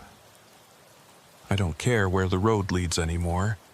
I just need to move. But Billy is right. No matter which road I take, I end up back at the route stop. The loop is tightening.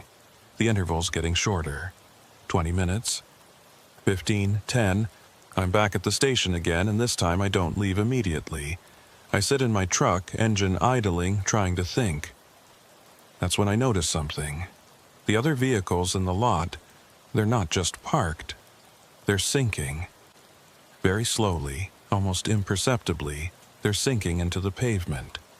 Like the station is gradually consuming them, pulling them down into whatever exists beneath this place. My truck is sinking too. The tires are already half buried. I gun the engine and pull forward, feeling the resistance as the asphalt tries to hold me. The truck lurches free, pavement clinging to the tires like tar. I can't stop here, can't park. The moment I stop moving, the station will pull me down, pull me under, make me part of its foundation. So I drive, around and around the parking lot, then back out onto the roads, loop after loop after loop, never stopping, never slowing down more than I have to. The fuel gauge never drops below half a tank now. The station is keeping me fueled, keeping me moving, like a hamster in a wheel, running forever, going nowhere. Hours pass, or days. I can't tell anymore. My watch stopped working. My phone is dead. The laptop battery should have died hours ago, but it's still at 47%, frozen there like everything else in this place. I see Billy occasionally, standing by the pumps, watching me drive past. He doesn't wave anymore, just watches with those eyes that reflect the neon wrong. I see the other drivers too, Garrett, Linda, Carla, all of them trapped in their own loops, their own routes that never end. And I see new arrivals, drivers who just pulled off the highway for the first time, who haven't realized yet that they can't leave. They look confused, scared, like I must have looked on my first visit. I want to warn them, want to tell them to run, to fight, to never accept what this place offers. But I can't stop. If I stop, I sink. And if I sink, I become part of the station, part of the foundation, part of the road itself. So I just drive past them, another ghost on an endless highway, another cautionary tale they won't understand until it's too late. I've been driving for what feels like weeks now. My body should be exhausted. I should be hungry, thirsty, desperate to sleep. But I feel nothing. The station is sustaining me somehow, keeping me functional, keeping me moving. Because that's what it needs. Movement. Energy. The endless circulation of vehicles and fuel and drivers, all feeding into this impossible place, keeping it alive. We're not prisoners. We're the power source. We're what makes the station exist. The realization hits me like a physical blow. This isn't a trap. It's a system, and we're the fuel. I pull over, not at the station, but on one of the roads between roads. The truck immediately starts to sink, but slowly enough that I have a few minutes. I grab my laptop and start typing furiously. I need to get this down, need to explain what I've figured out. The station isn't a place. It's a parasite. It exists in the spaces between destinations, feeding on the energy of travel itself. Every gallon of fuel we burn, every mile we drive, every moment we spend in transit between here and there, it consumes all of it. And the drivers? We're not just trapped, we're batteries. Our endless driving generates the energy that keeps the station alive, that lets it reach out to new highways, new victims, expanding its network. Billy isn't a person anymore.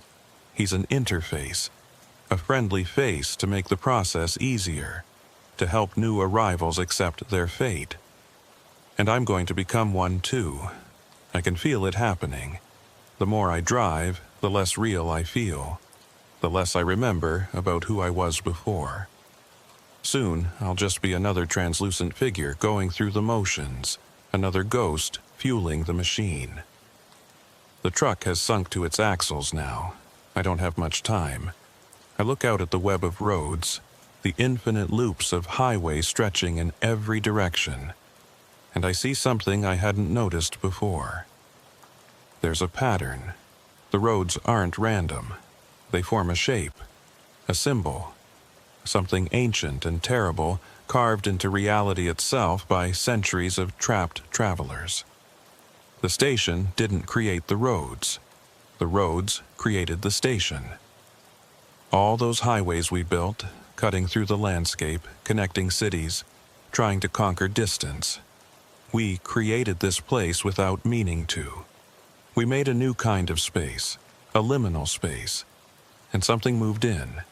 The truck is buried to the doors now. I can feel it pulling at me, trying to absorb me into the pavement, into the foundation. I'm going to try something. One last desperate attempt. If the station feeds on movement, on the energy of travel, then maybe the opposite will starve it. Maybe if I stop completely, truly stop. Accept the stillness. Stop fighting and stop fleeing and just stop. Maybe that will break the cycle. Or maybe it will just accelerate the process. Pull me under faster, turn me into part of the road. Either way, I can't keep driving. I can't be part of this system anymore. I'm shutting down the engine. I'm getting out of the truck. I'm standing on the road between roads, feeling it pull at my feet, trying to drag me down. Billy is here. I can see him walking toward me across the impossible highway. Behind him, other figures, other attendants, all wearing the same friendly smile. "It's time, Mason," Billy says. "You've driven enough. You've fought enough. Just let go. Become part of the system. It's not so bad. You won't remember the pain, won't remember the struggle, just the road. Forever." I look down at my feet. I'm sinking, slowly. The asphalt is up to my ankles now. And I realize something. I'm not afraid anymore. Maybe Billy's right. Maybe this is better than the life I was living. Driving alone, no connections, no purpose except the next delivery, the next paycheck, the next empty night in another motel room. At least here, I'm part of something. Part of a system that spans all roads, all times, all journeys. I'm connected to every driver who ever felt that pull, who ever stopped at a station that shouldn't exist. We're all here together, in the spaces between, in the roads that connect everything to nothing. The asphalt is at my knees now. I look at Billy. Will it hurt? No, he says gently. You'll just fade. Become lighter until you're so light you can be anywhere on any road at any time. You'll be free in a way you never were in life. The other figures have formed a circle around me. I recognize some of them now. Not just drivers I've met, but drivers from history. People who disappeared on highways decades ago. All of them here. All of them part of the road. The asphalt is at my waist. My laptop is still on, still recording. The last entry. The final words of Mason Hayes before he becomes something else. I'm not going to fight anymore. I'm tired of fighting. I'm going to let the road take me. I'm going to become part of the system, part of the route stop, part of every highway, part of the space between here and there. The asphalt is at my chest now. It doesn't hurt. Billy was right about that. It just feels like sinking into warm water. Peaceful. Easy. I can see the roads from this perspective.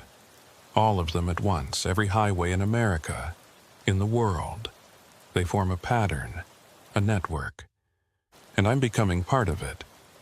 I can feel other drivers, their thoughts, their routes, their destinations that they'll never reach. We're all connected now, all part of the same system. The asphalt is at my neck. I look at Billy one last time. He's smiling, not a cruel smile, an understanding smile.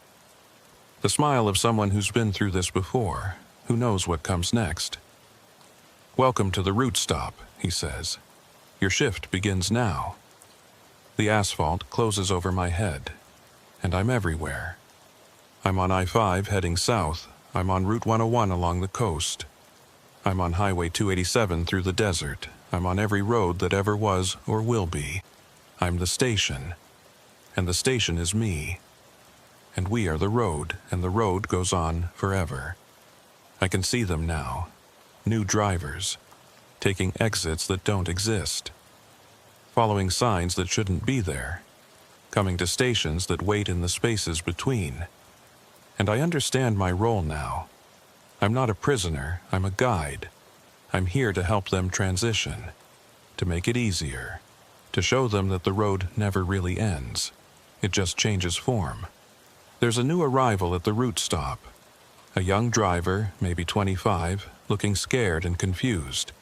He's asking if anyone's here, if someone can help him. I step out from behind the counter, smile. Pour 2 cups of coffee. "Welcome," I say. "Can I help you find something?" He looks relieved to see me, to see another person. He doesn't know yet that I'm not really a person anymore, that I'm something else, something made of roads and neon and the endless spaces between destinations.